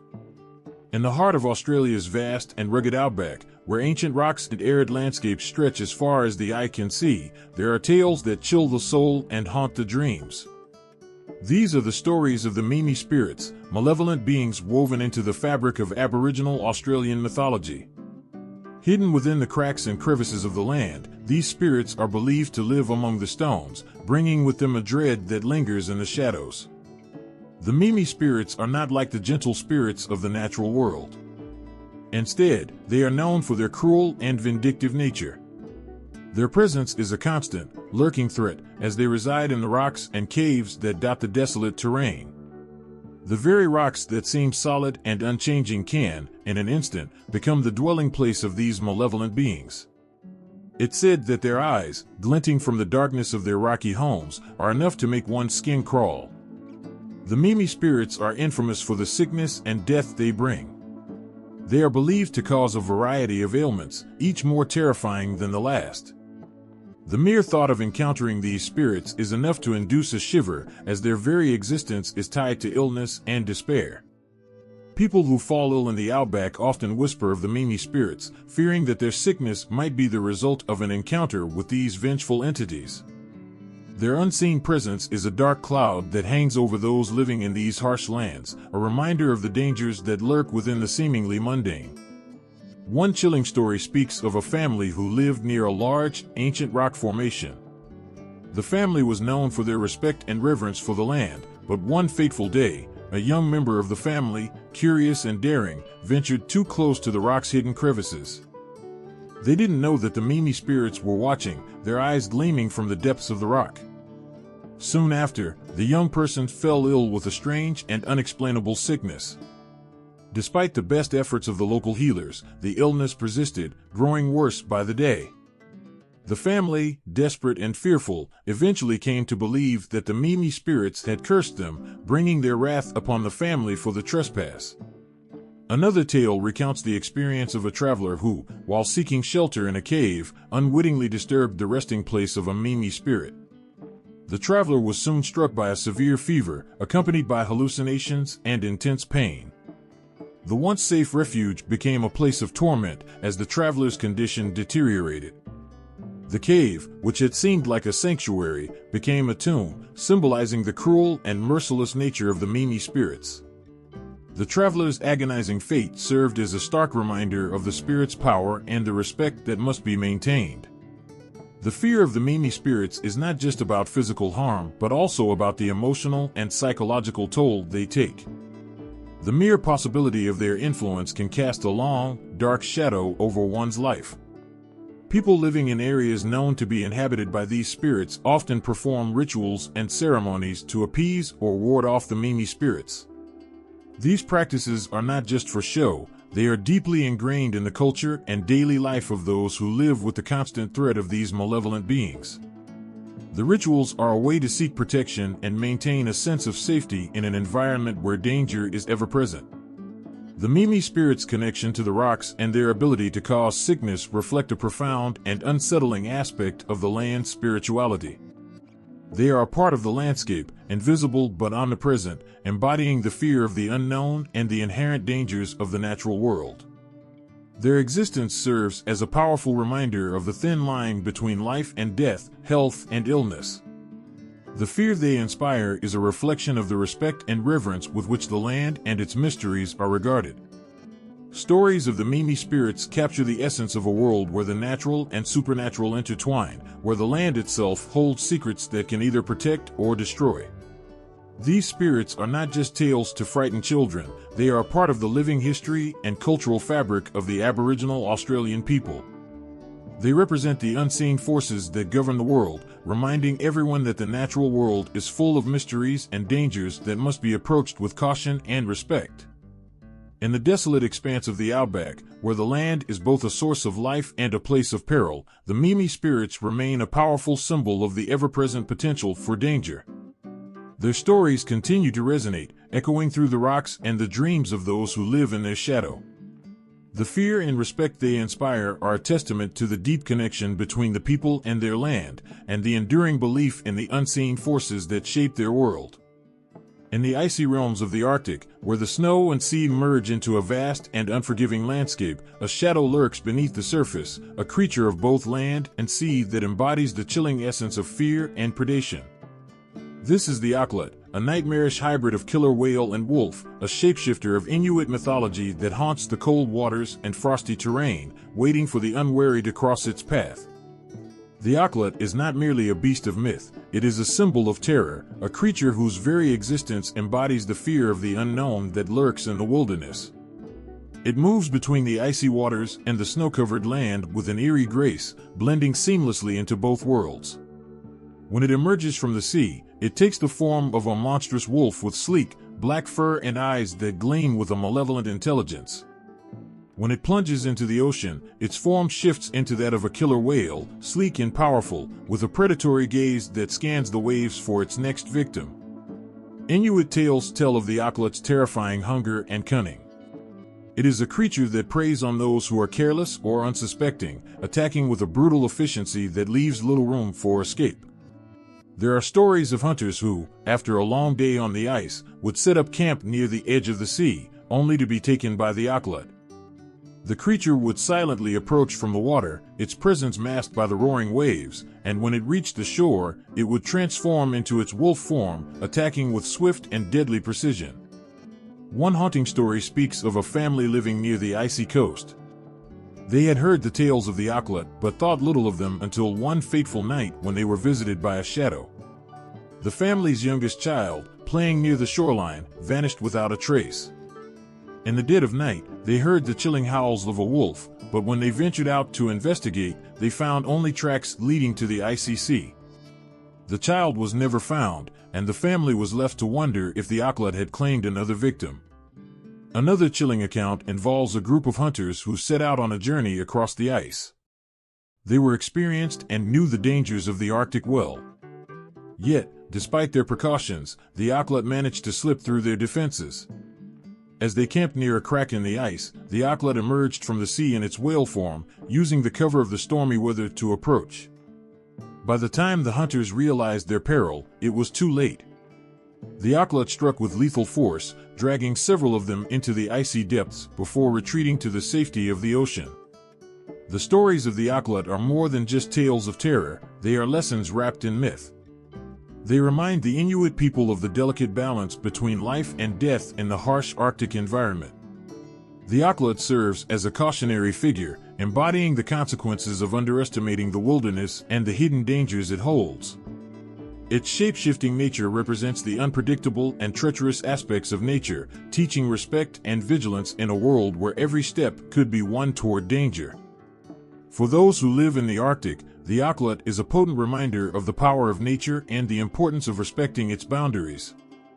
The fear it inspires is not just about the creature itself, but about the unpredictable forces of the natural world that can turn against them at any moment.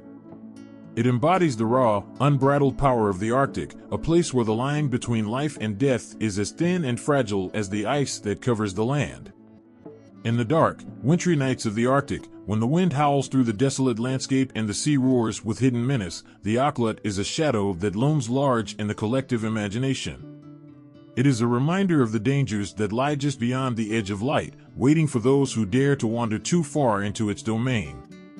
The tales of the Occult are a testament to the deep respect and fear that the Inuit people have for the forces of nature, and the stories continue to echo through the cold, dark nights, a chilling reminder of the power that lies beneath the surface. In the misty valleys and rugged hills of ancient Britain, where legends breathe and shadows stretch long, there lurks a giant whose very name sends shivers down the spine, Gogmagog. He is not just a figure of folklore, but a monstrous embodiment of chaos and destruction, the last of a race of giants who once roamed the land. Gogmagog is a name that evokes the image of a towering behemoth, a creature so immense that his footsteps shake the earth and his roar echoes like thunder across the hills. His very presence symbolizes a force of nature so uncontrollable and fierce that it defies human comprehension. In the stories that swirl around this fearsome giant, Gogmagog is portrayed as a figure of immense strength and raw power, a being whose wrath could lay waste to entire villages and whose strength was unmatched by any mortal. One of the most haunting tales of Gogmagog is his battle with the legendary hero, Brutus of Troy. In this story, Brutus, who was destined to become a founding figure of Britain, faces Gogmagog in a climactic showdown that echoes through the annals of British folklore. The battle is not just a clash of brute force, but a dramatic representation of the struggle between order and chaos. Gog-Magog, with his colossal size and terrifying strength, embodies the wild and untamed forces of nature that threaten to overwhelm the nascent civilization that Brutus represents. As the giant roars and charges, his sheer presence is enough to instill terror in the hearts of those who witness his fury. His eyes blaze with a fierce, otherworldly light, and his enormous limbs swing with devastating force. Yet, Gog-Magog is not merely a mindless monster. His actions are driven by a deep and primal rage, a reflection of the ancient chaos that once ruled the land before the arrival of civilization.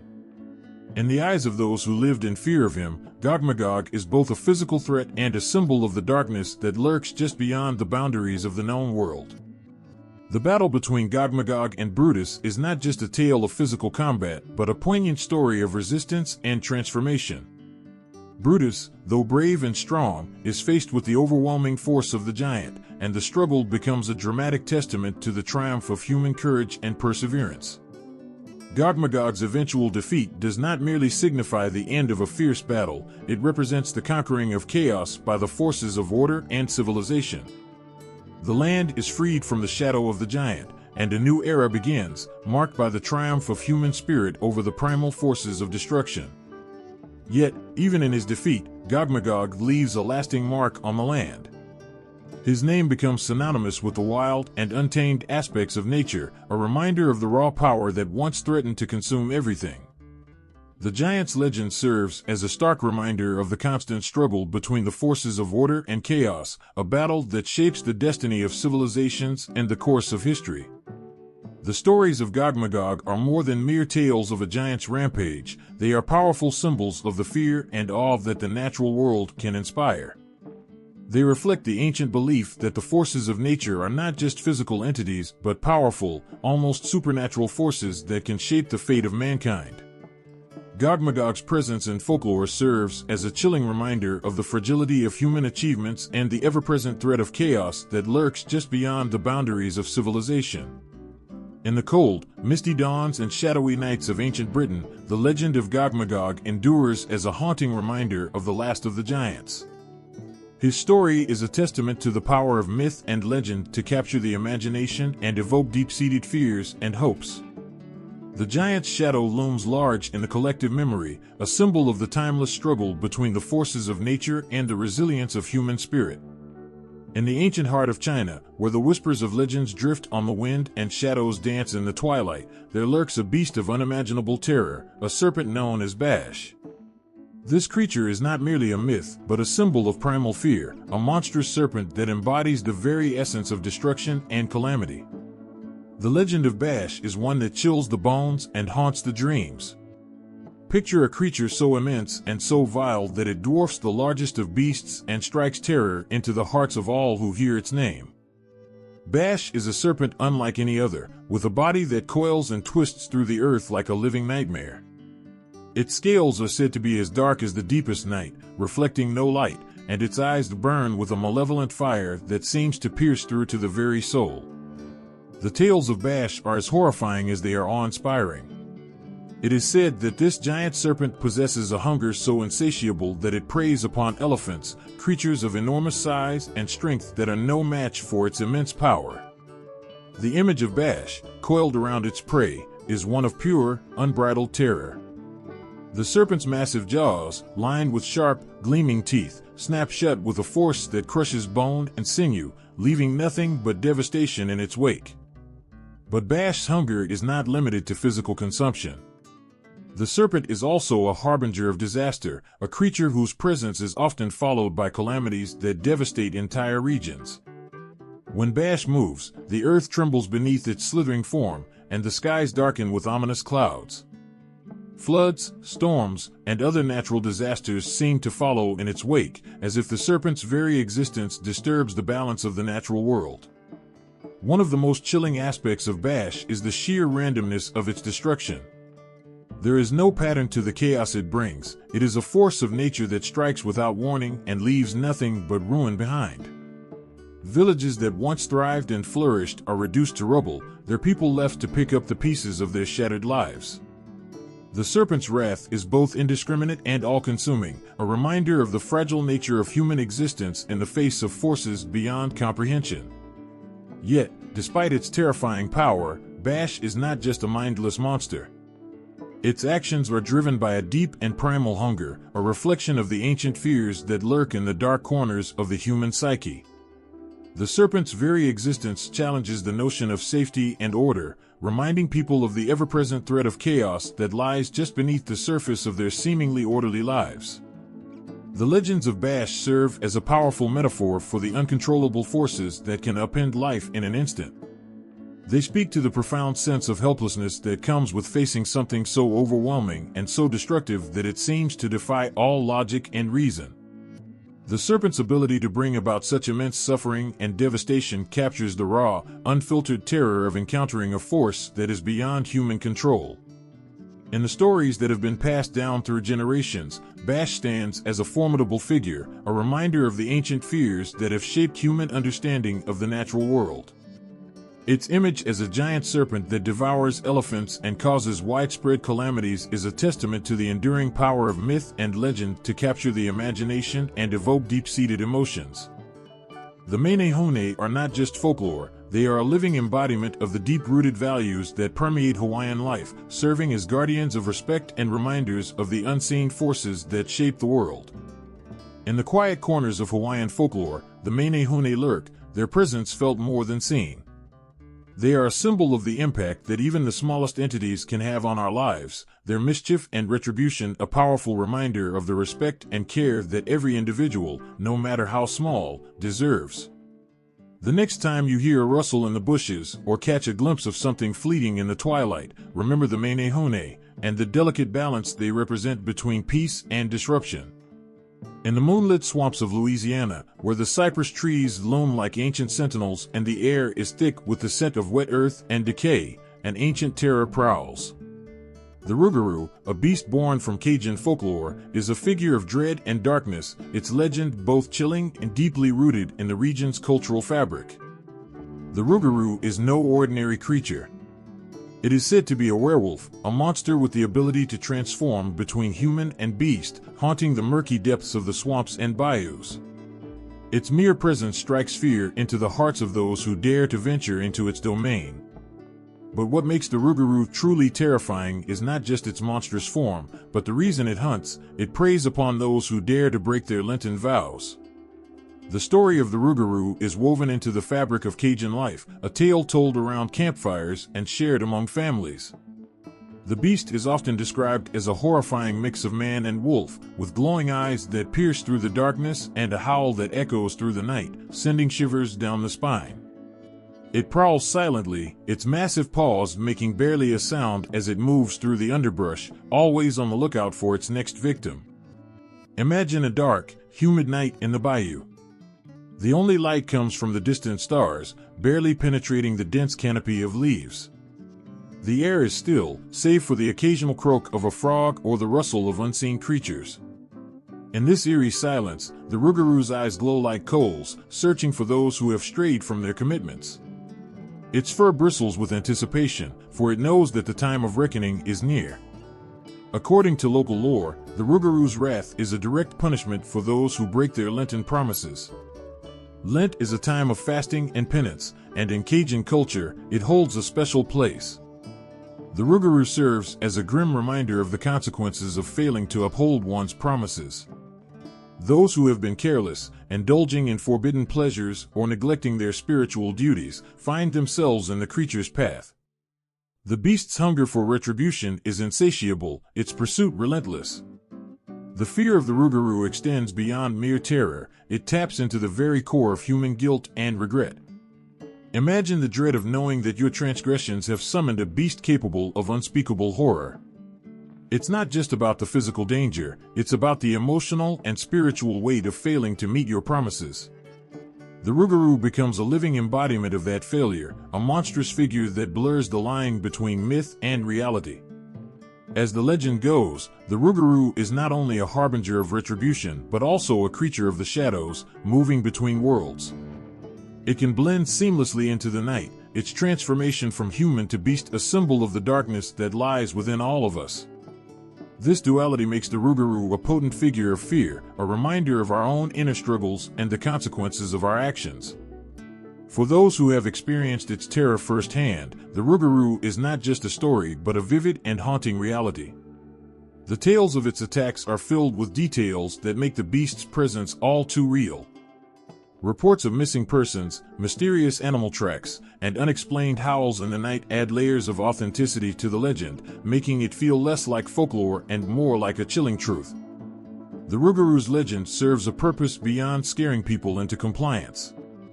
It is a reflection of the deep cultural values of the Cajun people, a way of reinforcing the importance of faith, responsibility, and the consequences of straying from one's moral path.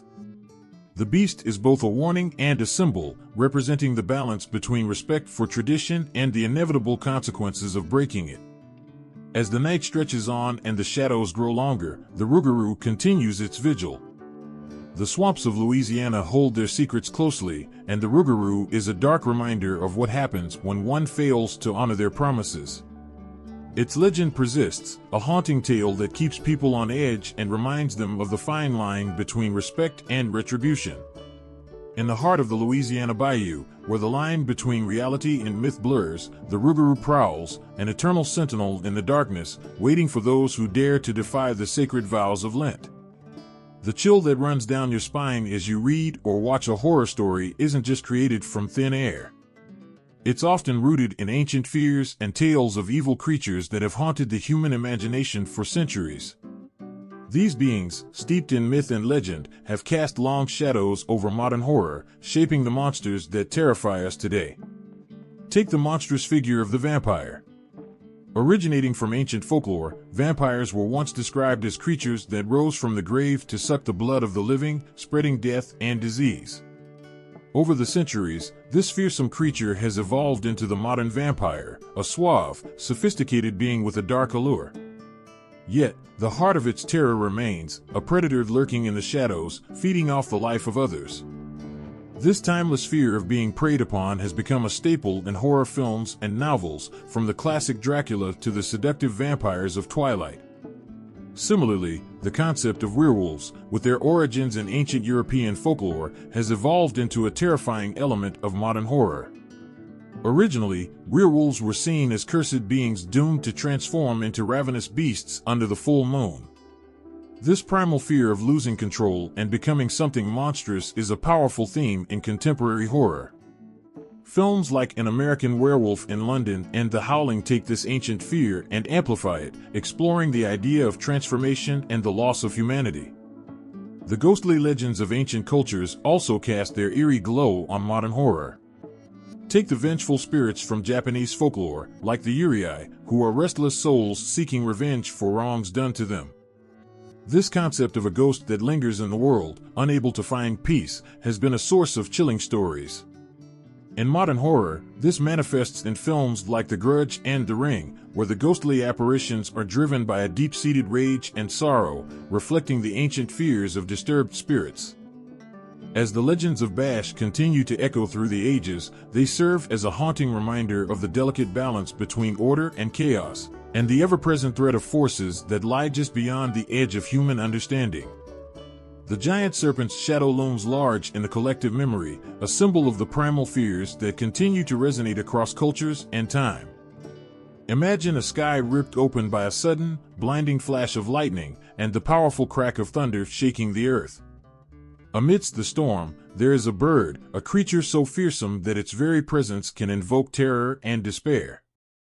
This is the Impundulu, the lightning bird of southern African mythology, a figure so entwined with death and illness that its name alone can send shivers down the spine. The Impundulu, often depicted as a towering bird with feathers that crackle with electricity, is not just a mere storm bird but a harbinger of doom. Its eyes blaze with the fury of storms, and its talons are sharp enough to tear through the very fabric of life itself. The bird's appearance is said to be accompanied by ominous signs. Dark clouds gather, the wind howls in despair, and the air is charged with an electric tension that promises impending calamity. What makes the Impundulu truly terrifying is its power to bring about death and illness with a single strike of lightning. When this monstrous bird flaps its wings, it's not just a storm that follows, but a wave of misfortune that spreads like wildfire. Villages can be left in ruins, crops destroyed, and lives shattered, all in the wake of this dreadful creature. The lightning it conjures is not just a natural phenomenon, but a targeted, lethal force that strikes with precision, aiming to bring devastation to those who have incurred its wrath. In the tales passed down through generations, the Impundulu is often described as a malevolent being with a cruel sense of justice. Its strikes are not random, but are driven by a deep-seated vengeance.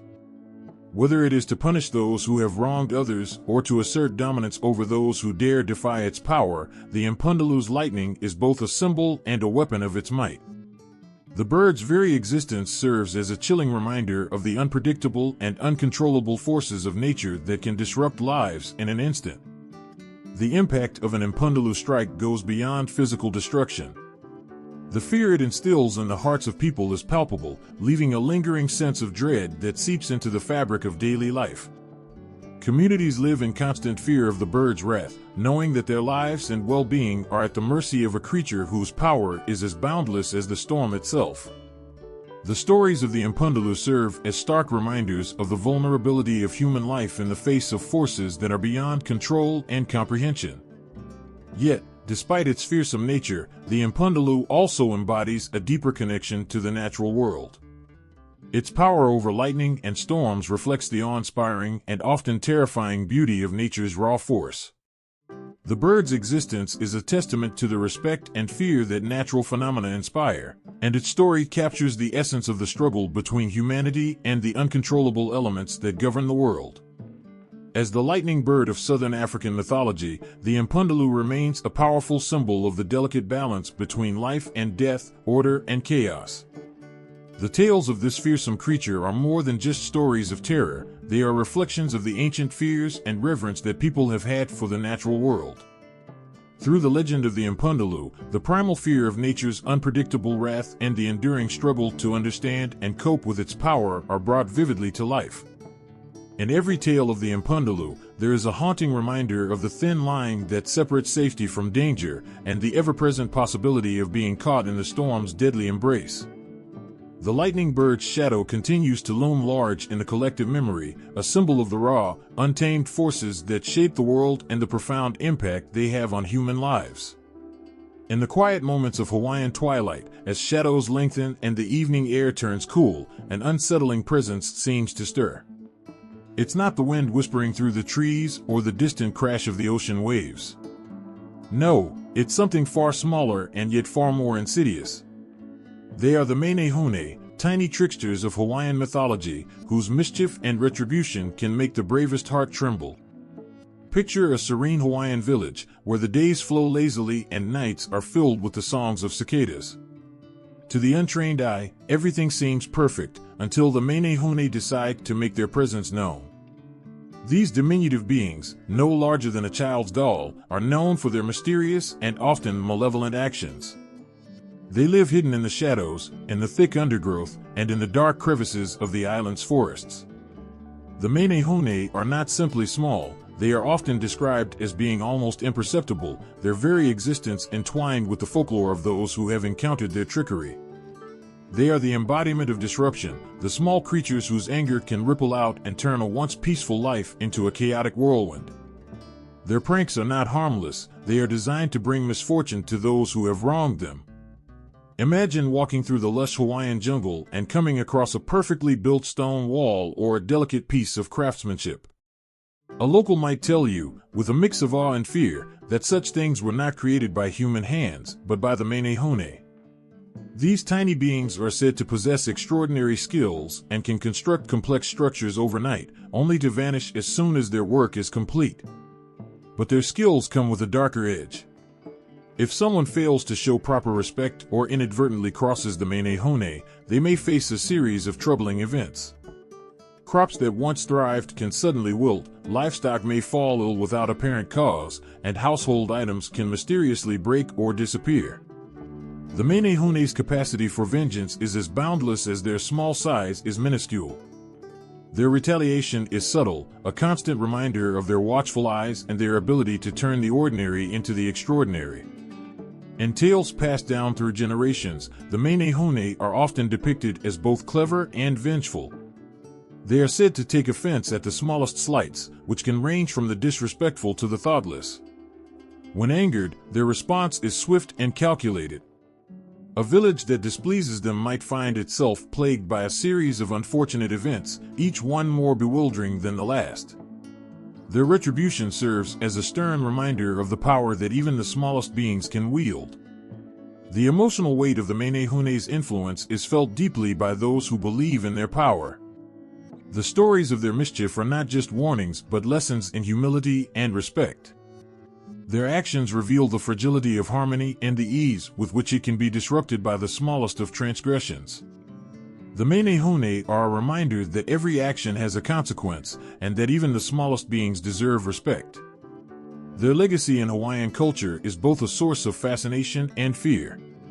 To encounter their handiwork or feel their wrath is to be reminded of the delicate balance between harmony and chaos. Ancient monsters like the chupacabra, a creature from Latin American folklore said to prey on livestock, have also made their way into modern horror. Originally a creature that terrorized rural areas, the chupacabra has evolved into a symbol of fear and mystery in contemporary stories. Films and TV shows have taken this creature and adapted it, blending folklore with modern anxieties about the unknown and the monstrous. The influence of these ancient beings extends to more recent horrors as well. For example, the mythical creatures from African folklore, such as the Tokoloshe, have made their way into modern narratives. This creature, known for bringing misfortune and fear, finds echoes in contemporary horror's portrayal of malevolent entities that disrupt and torment.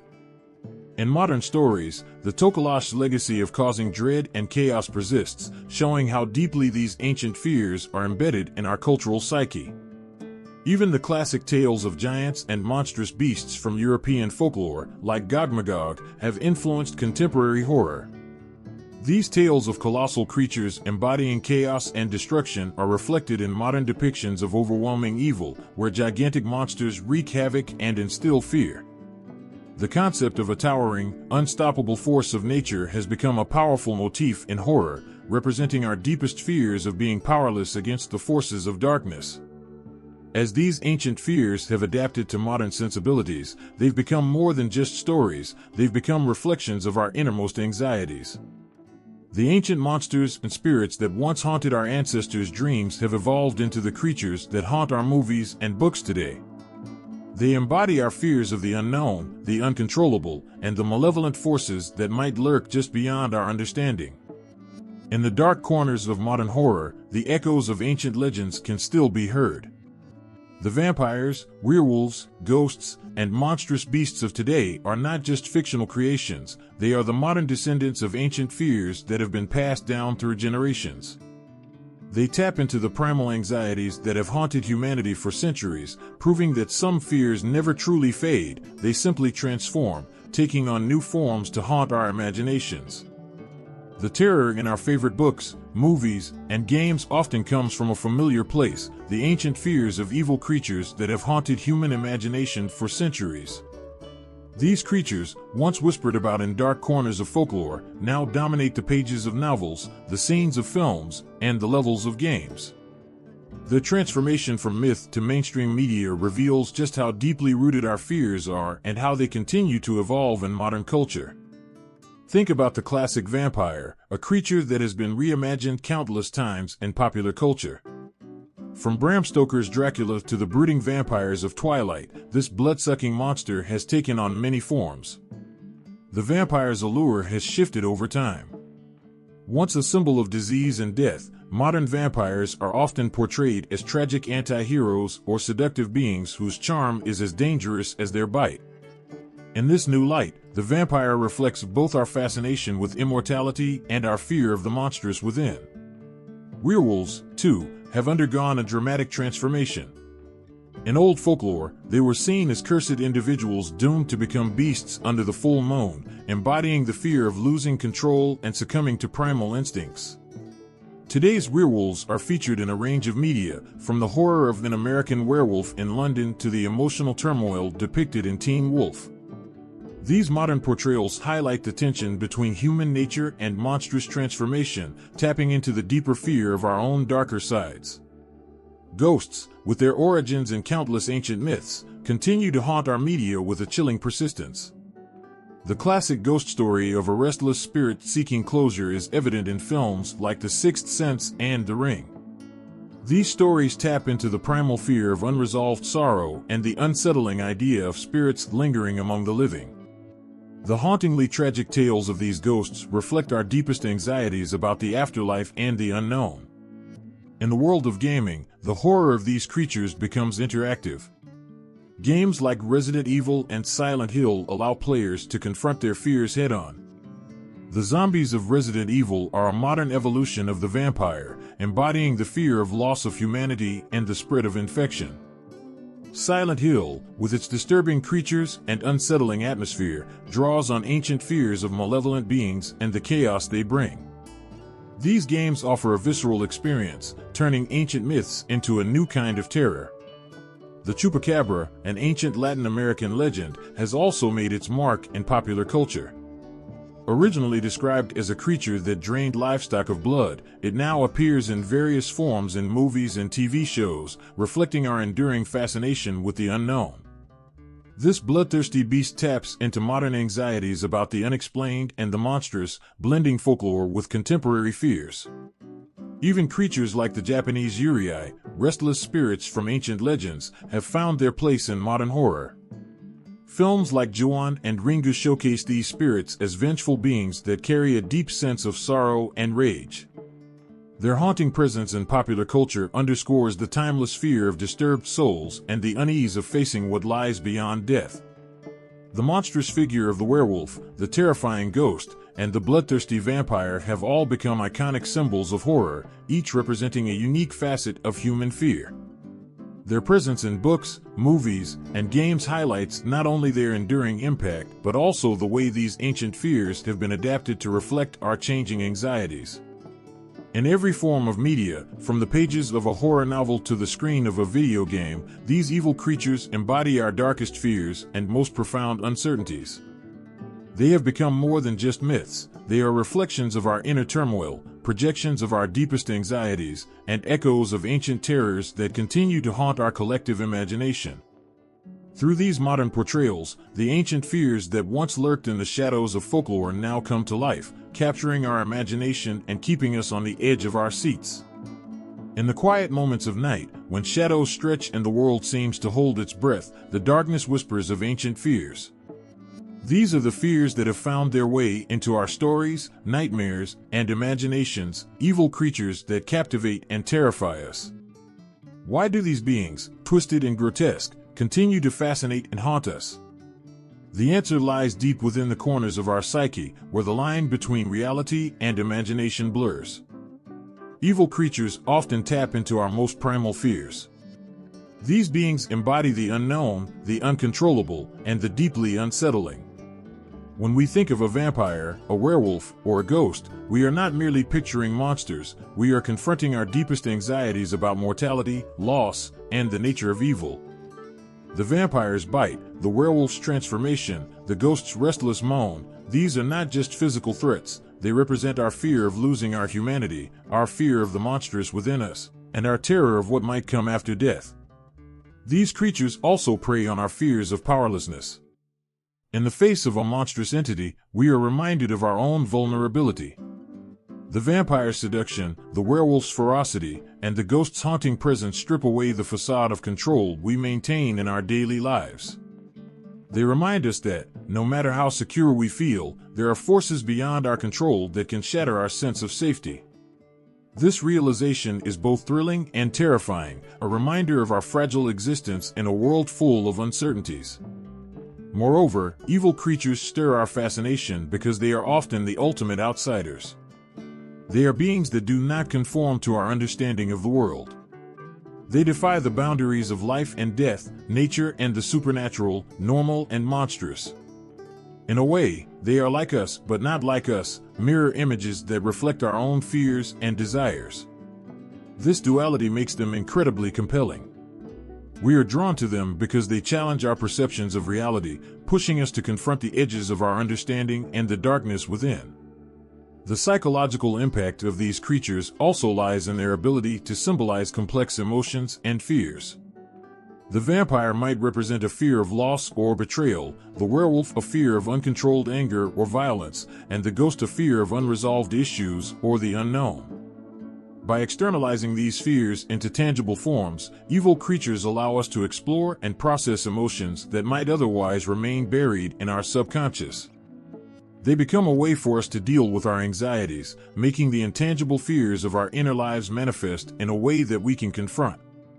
Furthermore, the fascination with evil creatures can be linked to the thrill of experiencing fear in a controlled environment. Watching a horror film, reading a chilling novel, or playing a scary game provides a safe space to explore our deepest fears. We can engage with these monsters without real danger, savoring the adrenaline rush while remaining in control. This controlled fear allows us to explore and understand our anxieties in a way that feels both exciting and safe. The allure of evil creatures also connects to our cultural and historical narratives. Throughout history, these beings have been used to represent societal fears and moral lessons. From ancient myths to modern stories, they embody the conflicts between good and evil, order and chaos. Their enduring presence in our collective imagination reflects ongoing concerns about morality, power, and the nature of human existence. They are not just stories, but reflections of the values and anxieties of the times in which they are told. Ultimately, evil creatures captivate and terrify us because they touch on fundamental aspects of our existence.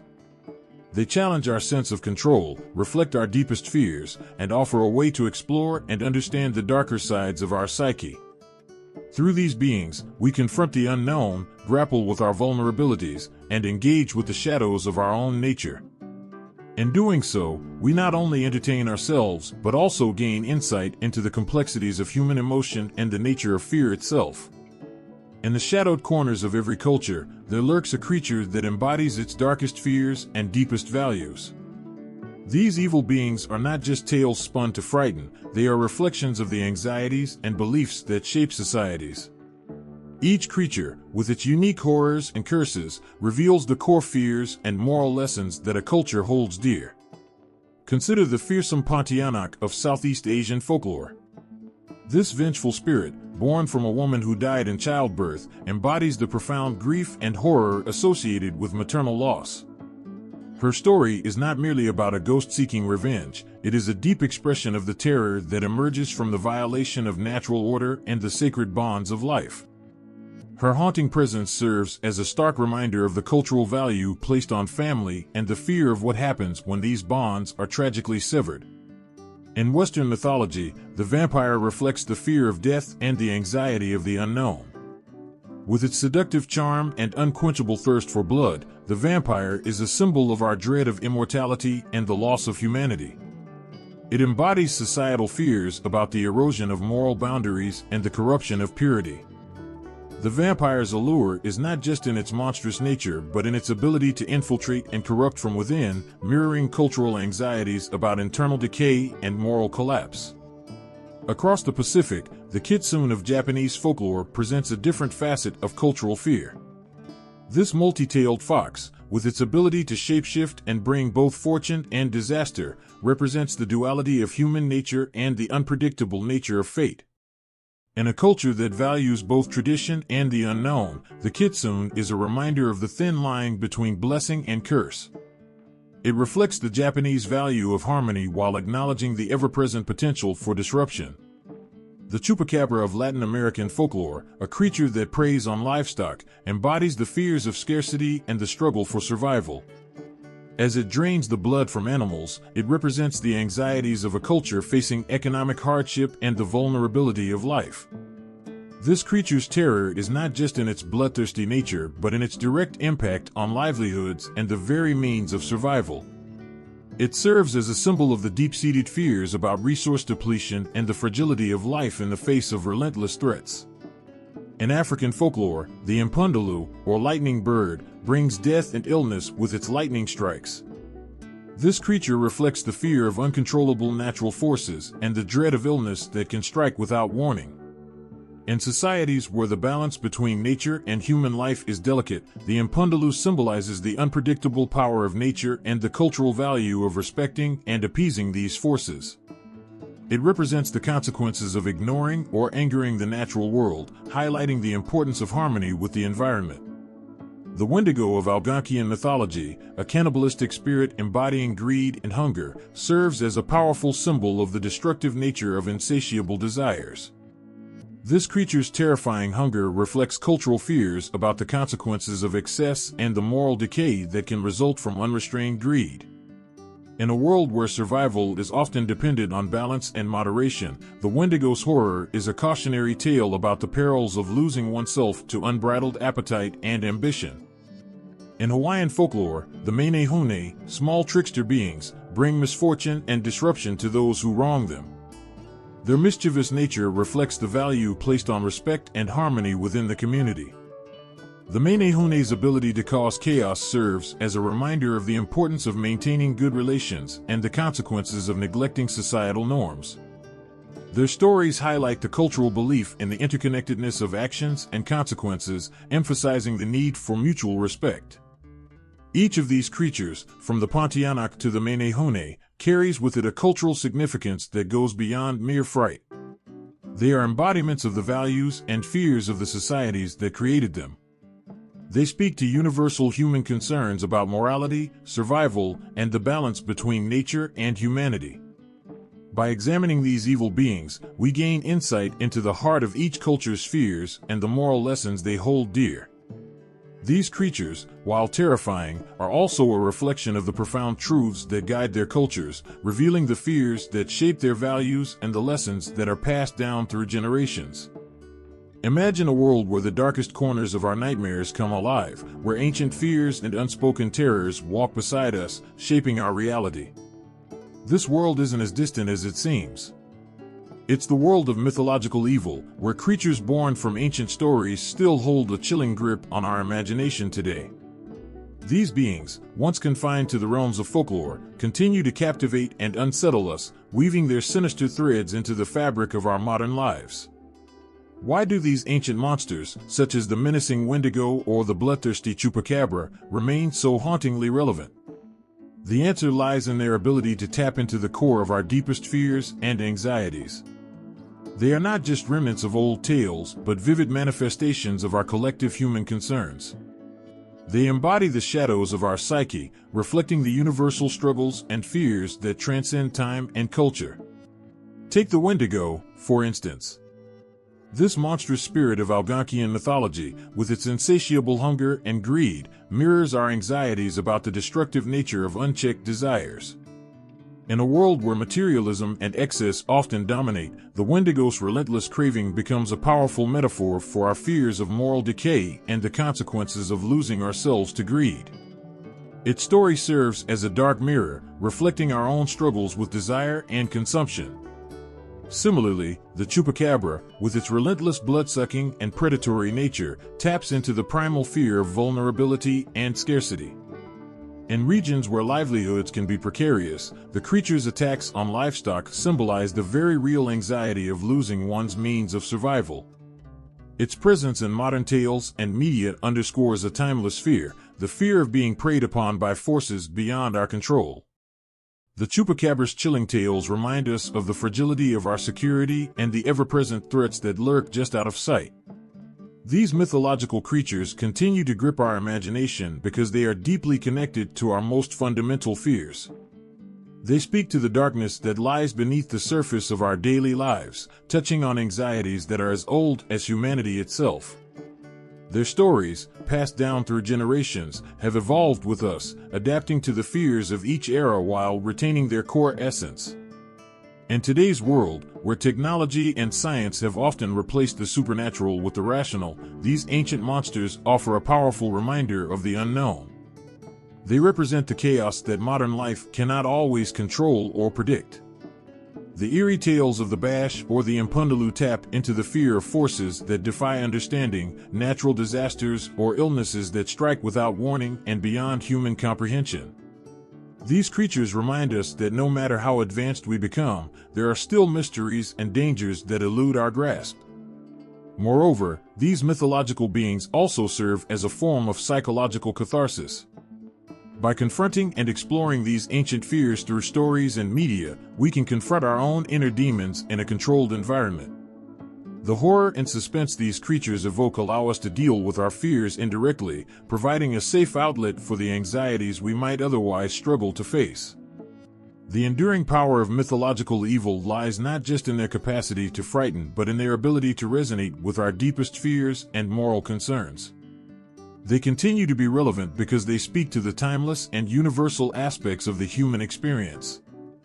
As long as there are fears and anxieties that remain unresolved, these ancient creatures will persist as powerful symbols in our collective consciousness. In essence, the mythological monsters that haunt our stories are more than just old legends. They are reflections of the fears and values that have shaped humanity for centuries. Their continued relevance is a testament to the power of these ancient tales to capture and express the darkest and most profound aspects of our human experience. As we navigate the complexities of modern life, these creatures remind us that the shadows of the past still shape our present, connecting us to a shared heritage of fear, morality, and mystery.